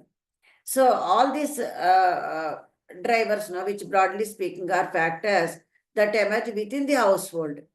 So, and are indeed critical constraints for women's ability to enter into workforce. However, the unexplained thing is disproportionate focus on these factors can make us overlook the important role played by employers. See, we only look at the social norms, women's responsibility, patriarchal norms, but we don't, because we are giving too much importance to those factors within a household, we are giving less importance to the outside factors, but it is important to give importance to the employer, how much employer can affect the women's participation or influence women's participation. For women who want to enter into paid work, but we also we should look at, do we have enough jobs? Do women face barriers to enter into specific organizations? So what are the options for women who might have taken career break? And how can they be matched with the employers? So what role can employers play in improving the hiring practices? So these are the questions that we need to ask when we want to improve the women's participation in work. See, this survey, they asked some questions. Women in India program, a joint effort by the YWLPPF Foundation and the Center for Economic Data Analysis, Ashoka University. They conducted an extensive survey. So what they came out is that percentage of organizations that have gender diverse, they have the targets. But action plan, very few have taken. See, don't have gender diversity is only 27. 73% of the surveyed managers, they told that they have gender diversity targets. They have the targets. But operationalizing them, action plan, very few have prepared the action plan. That is only 21% have the action plan and 79% do not have the action plan. If 73% have the, means, they have the concern, they want to have gender diversity, but they don't have the strategy to how to achieve this gender diversity. And gender neutral, gender balanced interview panel, and these are some of the gender inclusive policies. So job description, 52% of the companies have got gender neutral job description, whereas 48% of the companies have gender balanced interview panels, as I told you, and 45% minimum number of shortlisted female candidates. But using resume screening software, only 31%. See, using what is called the resume screening software certainly reduces the gender bias in shortlisting the candidates. So what the managers, they explained about the main challenges in retaining and promoting. Are there any gender differences in retaining and promoting the male or female? So what the survey says is that it is the difficulties are, whereas the safety concerns, 51% said that, 51% of the companies said that it is difficult to, with women. With women, safety concerns are high. But whereas the skills match, even in the case of skills match also, due to skills match, this is a challenge. challenge faced by the recruiters, by the managers, and a lack of progressive opportunities. So that also women face more, and a lack of mentorship. Lack of mentorship is common for both those who are recruiting men and women. See, mentorship is an important element in employment, in recruitment. So that is common for both men and women. 40% have told that 40% men and 40% women. So whereas household responsibilities and family pressure. So 38% of the recruiters, 38% of the managers. So they find it difficult because of the household responsibilities, whereas in the case of men, only 22%. So similarly, work-life balance. And but in the case of salary dissatisfaction, it is observed more by men. So salary dissatisfaction 28%, whereas only 24% is expressed by the managers who recruited women. So similarly, training and lack of recognition. Lack of recognition is felt more by women than men. Lack of proper onboard training. So onboard training also men give importance. Because of that also, I mean, providing onboard training is also a challenge. So that means, there are gender differences to retain and promote female and male employees. And mainly, the main challenges are household responsibilities and family pressure and lack of, safety concerns. So these are major things in the case of women. So 43% surveyed actively measured and public. Yeah, actually measuring and publicly disclosing gender representative data is also one of the important issue. And only in the survey, only 43% of the organizations actively measured and publicly disclosed gender representation data, whereas 42% did not do that.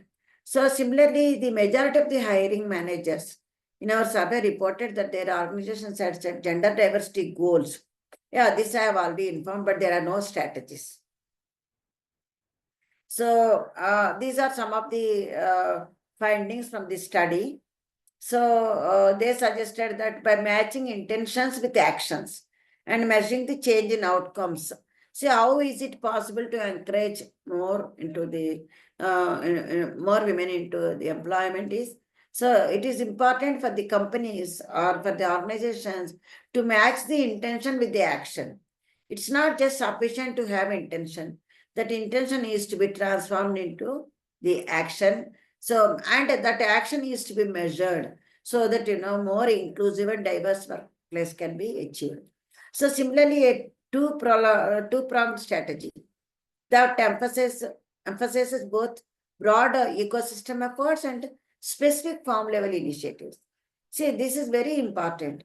So we need to have what is called broad ecosystem efforts also should be made, whereas specific farm levels initiatives are also important. So similarly, companies must implement additional measures to establish safe and inclusive workplace. I'm not reading much because time is running short. So key insights from this, key insights about hiring is that, no, this already I read. So HR managers report gender-specific challenges during recruitment. And location mismatch. Location mismatch is another important thing. So location mismatch affected female candidates more than men. So this is the one. And academic and professional background, whereas this years of skill, marital status, years of commitment, location. So location in the case of females, 26% said. In the case of men, only 21% said. So similarly, marital status. In the case of women, 38% it matters, but in the case of men, only 22%. So marital status and age were factors that were more important when shortlisting female candidates, underscoring the challenges of achieving gender-neutral recruitment policies. So these HR managers, it is from the HR managers. What they said is because of this, they are not able to achieve the gender-neutral recruitment practices. That is what the differences are. And as I told you, that all candidates with career breaks, irrespective of gender, face reduced chances of being selected. As I told you, once you take a break, irrespective of man or woman, they face the chances of being, they face reduced chance of being selected. But whereas in the case of females, these breaks are inevitable, whereas it may not be in the case of men. So similarly, well-being and retention. Are the companies offering safety policies at the workplace for women? So 59% of the survey respondents said their organization had not set up internal complaints committee. Actually, internal setting up of internal complaints committee is mandatory under the POSH. See, now, sometimes, people question, what is the big deal? Even if we have internal complaints committee, I'm not going to complain. And if I complain, they will make a big issue like that. But why it is important to have these institutions in place? For example, internal complaints committee, why it is important is, if you have the institution, when you want it, you will have an opportunity to complain or to get redressal. So it is important, but only 59% of the respondents said that they have what is called the internal complaints committee. So there is a large gap in childcare provisions. So Maternity Act of 2017 mandates to have what is called the childcare provision should be there. But whereas there also only 17.5% of the respondents from companies meeting the employee threshold. So very few have, 36 companies did not offer maternity leave benefits. And this did not vary. See, actually this study they have done for big companies and small companies. Even in the case of big companies or small companies, 36% of the companies, they did not give they did not give what is called the maternity leave benefits. So that is the situation. So these are some of the access to emergency help number, only 53%, and grievance committee only 19%, and awareness camp, this one only 20%, and sexual harassment policy. So yes, making a sexual harassment policy is also a gender policy, and sexual harassment policy is also mandatory. Only 39% of the companies have sexual harassment policy. So, and internal complaints committee only 41% have.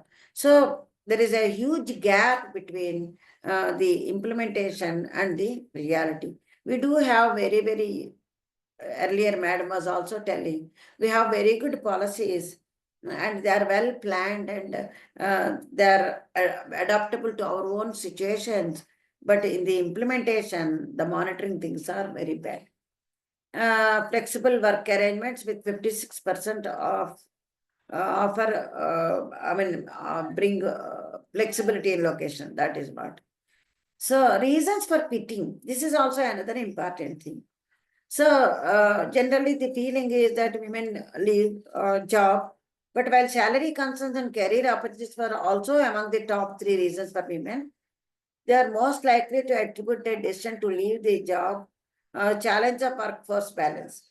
34% of hiring managers said this was a concern, while for men, only 4% of the respondents cited this. See, these are the response of the managers.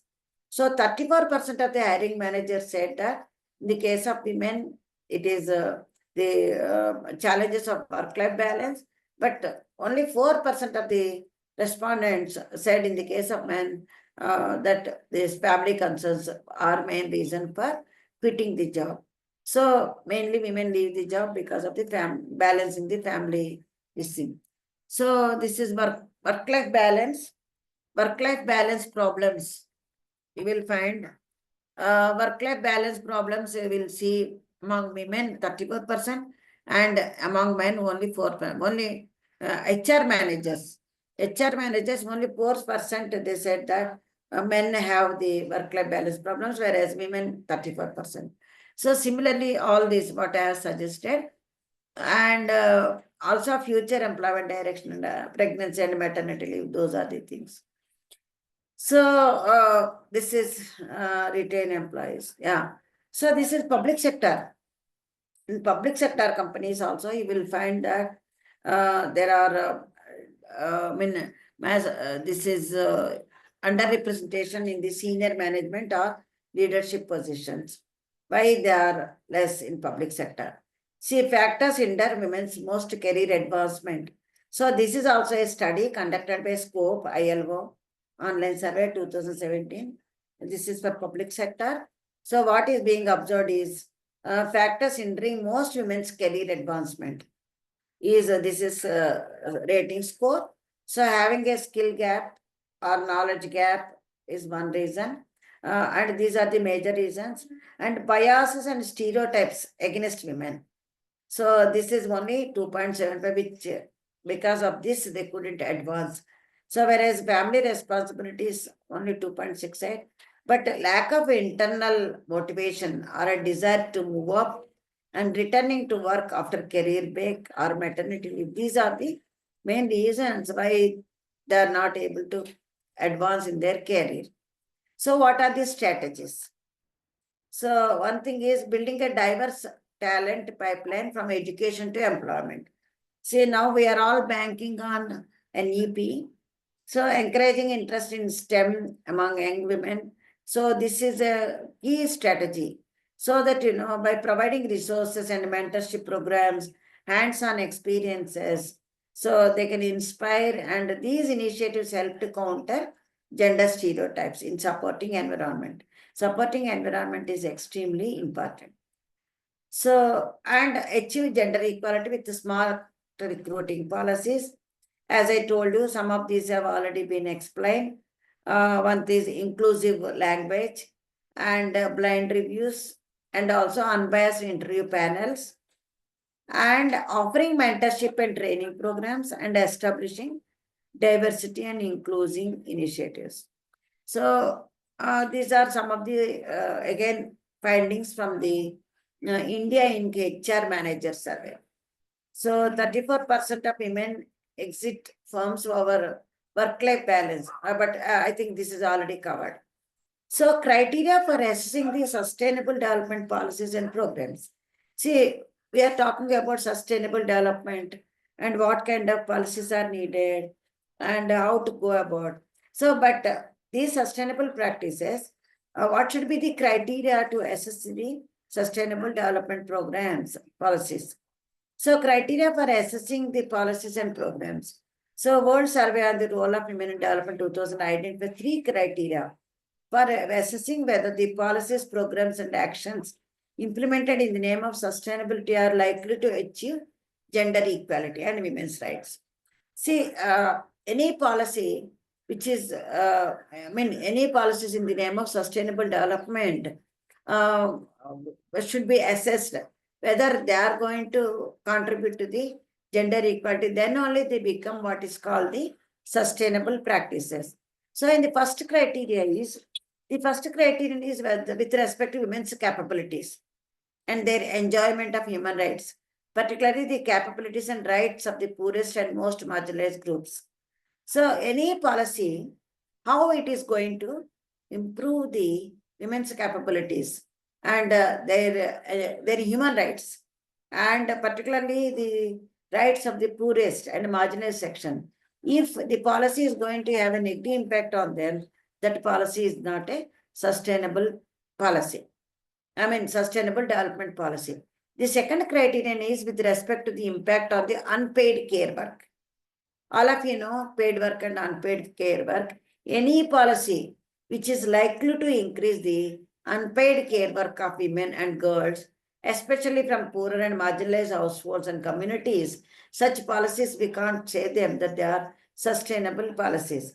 If policies and programs that are intended to enhance environmental sustainability inadvertently increase women's unpaid care work, then they are not on a sustainable development path. Only the policy when it increases if it increases women's unpaid work, it is not a sustainable practice. And the third criteria relates to the full, equal, and meaningful participation of women in sustainable development. So the third criteria is how women participate in the sustainable process as actors, leaders, and decision makers in the process that shape their lives, as well as the future of their households, communities, nations, and the world. So this third criterion is very, very important, because any policy, if it is to be a sustainable policy, it should take into consideration the women as actors, leaders, decision makers, and how they shape their lives. So these three are the three criteria they has been evolved in the World Survey on the role of women in development in 2014. So when you are doing any policy analysis of sustainable development policies, you can keep this criteria in mind, and accordingly you can do the policy analysis whether they are sustainable or not. So what steps are necessary to help more women to move into leadership positions based on the responses of women? So this is also a survey on women in public sector. So a non-biased and consistent process to identify, develop, and advance women within the organization. So a non-biased and consistent process within the organization. So investing resources by organizations in career development of women. So what they suggested is that a non-biased and consistent process to identify, develop, and advance women within the organization. So 75% have told that. Similarly, seeing more women in senior management and leadership position. So according to them, if there are more women in senior management positions, so there is a possibility to move upwards. So, but there is one quotation here I have mentioned here. So how the gender bias persists. I once superseded my husband. Means how the leadership positions affect. I once superseded my husband, also my batchmate in promotion. The reaction was more sympathy for my husband and less congratulations for me. A few years later, my husband superseded me. At that time, the general reaction was to congratulate me for his promotion, but there were very few sympathies for my professional sector. This, in spite of the fact that both of us have equally excellent track records and professional standing. That is the status. And due to, when women are strong, they would overcome this. But whereas some women, they would even leave the promotions because of this kind of situation. As Dr. Nivedita is mentioning, it is important for women to stand up and get their legitimate positions. So in India, this is also again based on a study. The hiring stage is particularly important. Hiring stage, what kind of discrimination is there in India? So this was a survey, online survey of 4,300 Indian startups and SMEs and all. So 40% respondents said that they would still hire women, but will consider if such cost is worth the candidate, because because it is mandatory to give what is called the maternity leave, and it is expensive for the company. So what these managers said is 40% of the respondents said that they would hire women, but they will consider if it is worth taking care. Well, 26% explicitly say they would prefer to hire a man to a woman as a result. 22% do not expect it to change hiring decisions, and 12 responded that they cannot say the effect. So basically, still you have that kind of bias women face. So I think that is it. So I will sum it up. So what it says is, I will close this. Yeah.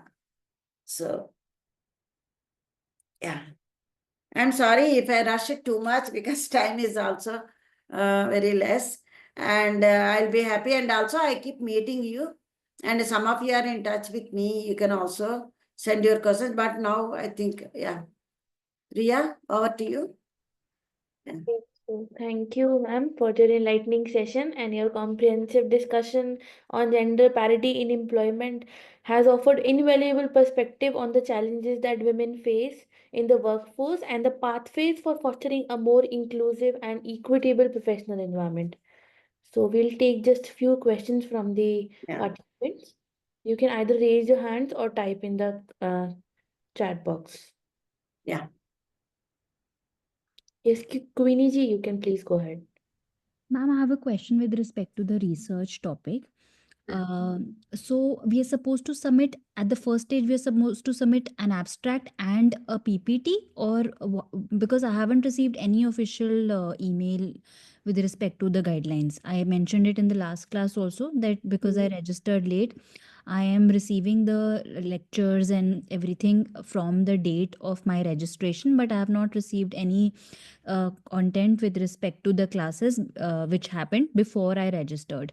So how do we go about it? Like, am I supposed to submit the research through the email, or what is the process, or the abstract? Sorry.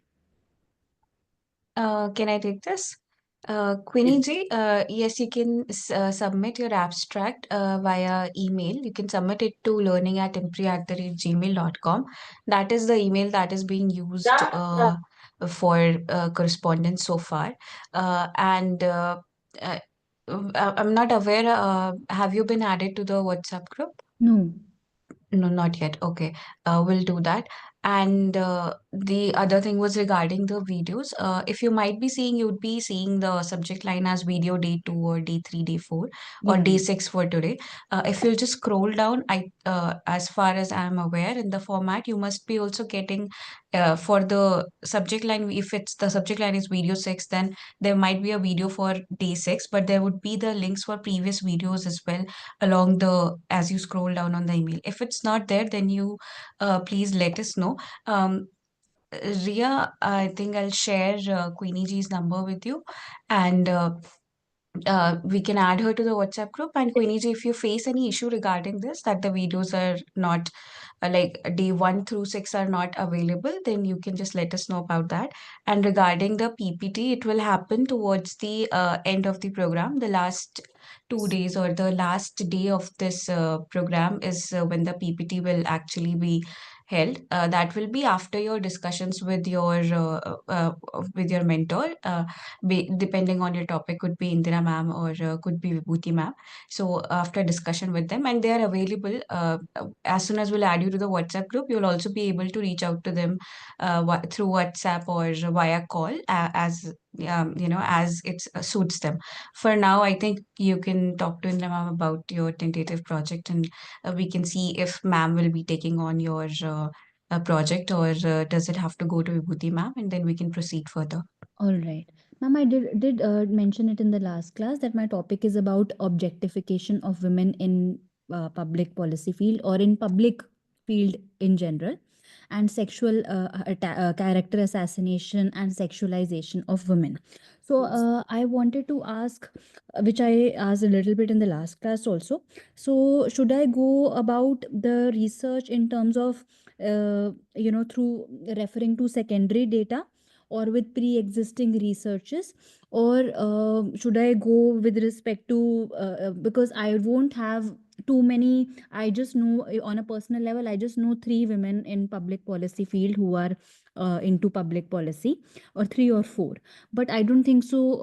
An interview of 3-4 people, do you think it would suffice? And does it have to be anonymous, or I have to take the names of those individuals? So I wanted some clarity and understanding and help with respect to this. Yeah.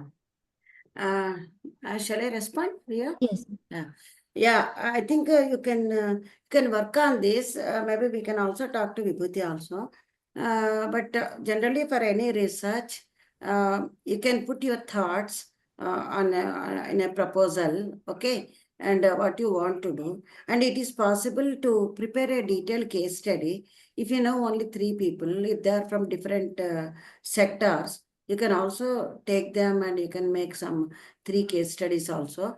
But you need to put all your thoughts, like introduction, what you wish to do, what are the research questions that your research is going to address, and how you plan doing it. So if you send that, it will be easy for me to respond to that and also provide you some some references as and when I get. All right. And ma'am, what would be the word limit of the abstract? 200? No, is there any limit? Ma'am, generally we keep it between 250 to 350 words. Yeah. Yeah. Sent one format also, no? You sent a format. Yes, Query ji, if you just look at my screen, so let's say you were present in the last class, which was, I think, video day 5, right? So you must have received this email. If you are not receiving this particular No, I'm email, receiving this email. yes. So if you'll just scroll down, you'll see here, you'll see day 5, right? Video day 5. The rest of the videos are available here. Day 4 session, day 3 session, day 2, day 1, as I'm scrolling downwards, right? And then there's the program time structure. Normally we stick to this particular structure for all the lectures, but there are some reschedulings that for example, today Indira ma'am's lecture was supposed to happen later, but it was rescheduled today because Purna ma'am would be available for another day. So those are a little bit of changes that happen. So we don't change it with every email, this particular program time structure. Apart from that, what you'll also find is, as you scroll down, this is your general information about experts. This is the inaugural video, day 1 session, and this is the document that we're talking about. It's also attached in the email. So the guidelines document will give you a good idea about the entire writing process, the submission deadlines, and the project report and the presentation when it is to be done and all of that. So just go through this one. I think you received this particular email, so you must have gotten these as well. So if you'll just check it, you'll get it. I think apart from this, the only thing that is left from our end is that you're not in the WhatsApp group. So if you'll just put your phone number, if you're comfortable, just put your phone number in the chat box and Ria will add you to the WhatsApp group as well. Then, as Indira ma'am is suggesting, you can send your abstract to us over the email, and then we'll share it with both the chairs, and from there I think it will be easier for them to proceed with how your work is going. Priyanka, you also sent one PDF file, no? The format for preparing the proposal.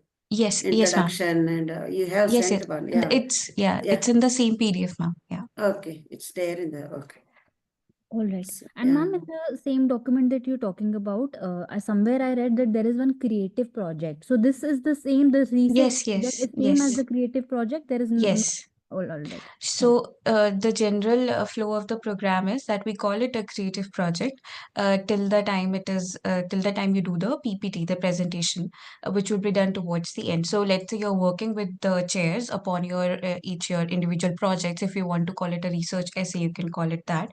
You work with the chairs on those particular things throughout this curriculum. Towards the end, we'll have a presentation on. It doesn't have to be a finished project as of like till the presentation comes, because we have allocated another month that is dedicated to the writing and reviewing process only. So till the time, we would prefer if you are done with your project, but if you are not done, that is also fine. In the presentation part, we only want to see how far ahead you are in your respective projects. Then after that, we'll also be taking an extended draft from you right before the presentation. So extended draft is also, it's like a mock for your final book chapter, because this particular fellowship will be coming out with a book that will be titled An Anthology of Essays, followed by the fellowship name. In that particular thing, your individual write-ups that you'll be doing, your research essays or articles, if you want to call it, that those will be listed as individual book chapters. So our first priority is to get your literature review and the entire process done. And then we move on to the part where you submit your drafts to us. The final drafts, the longer format ones, that will be the book chapter. That is also given in the guidelines document. How a book chapter is supposed to look like, that is also given. So to ease out the process and to keep everybody on their toes and make sure that we're not lagging too behind in the deadlines, what we have introduced this time is that we'll take an extended draft. We'll give out the deadlines well in advance for the extended draft as well. So extended draft has to contain all of the elements of what goes into a book chapter, even if it is not complete, but howsoever much progress you have made, that has to be there. we'll give the instructions regarding that as well. Then we proceed to you giving the presentation on the last day of the program. Once your presentation is done, after that, you'll be submitting your research drafts, which is nothing but the revisions that you have made to your extended draft. Yeah, so that you will submit, and that will go to the revisions to both the chairs, depending on which of the chairs chose which of the students and topics. That will go to them. Once they revise them and send them back with the guidance on what's wrong and what's need to be corrected and all of that. Once all the revisions are made and it's final, it's good to go, then it will take a little bit more time, and it will then be published in the book. So each individual person who submits this will be a chapter author in the book. This is the normal flow of the program. All right.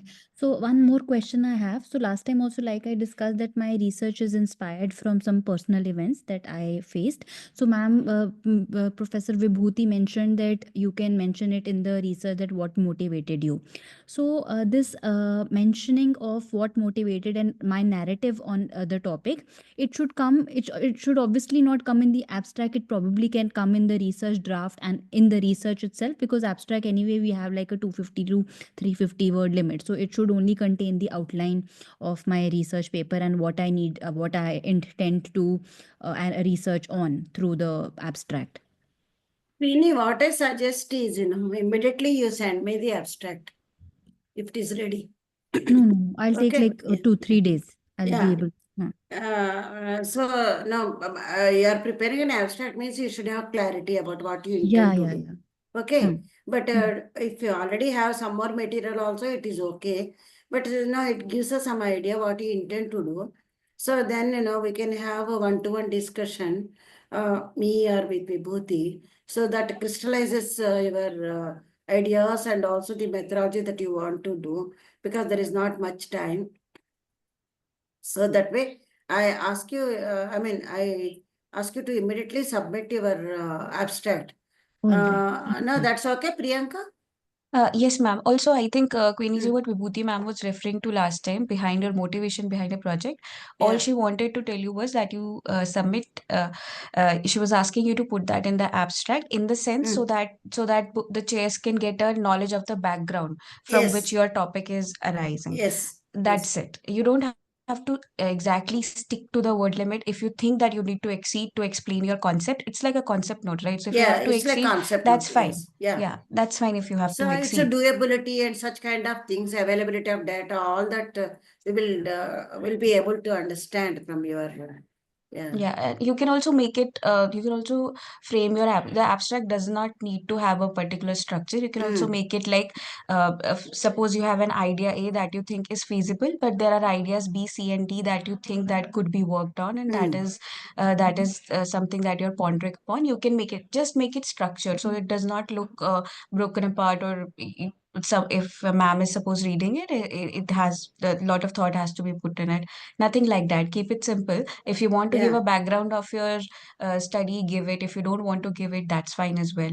So ma'am didn't mean it very literally with the background, but it's like if you do want to establish that what's the I would say what's the importance of your project, then you can give. Yes. All right. That's right. Thank you. Yeah, that's good. So anybody has any doubts? Any other questions from the participants?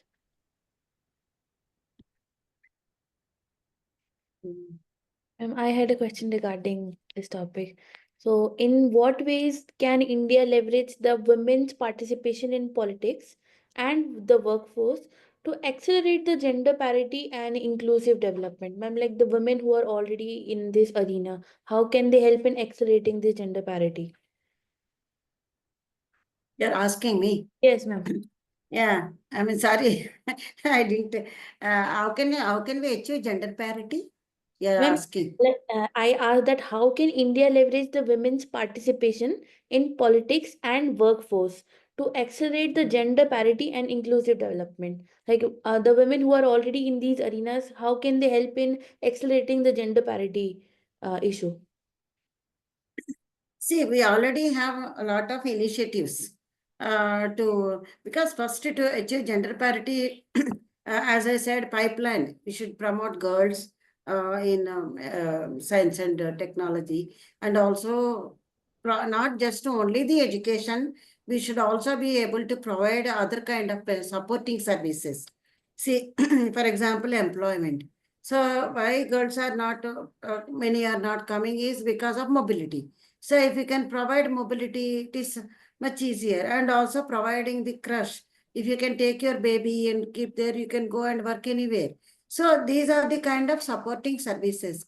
I would even go to the extent of saying that, I mean, it's not that unlimited, at least for first 1 year, the children, some allowance should be given so that if not maintaining a crush, she'll be able to hire a help.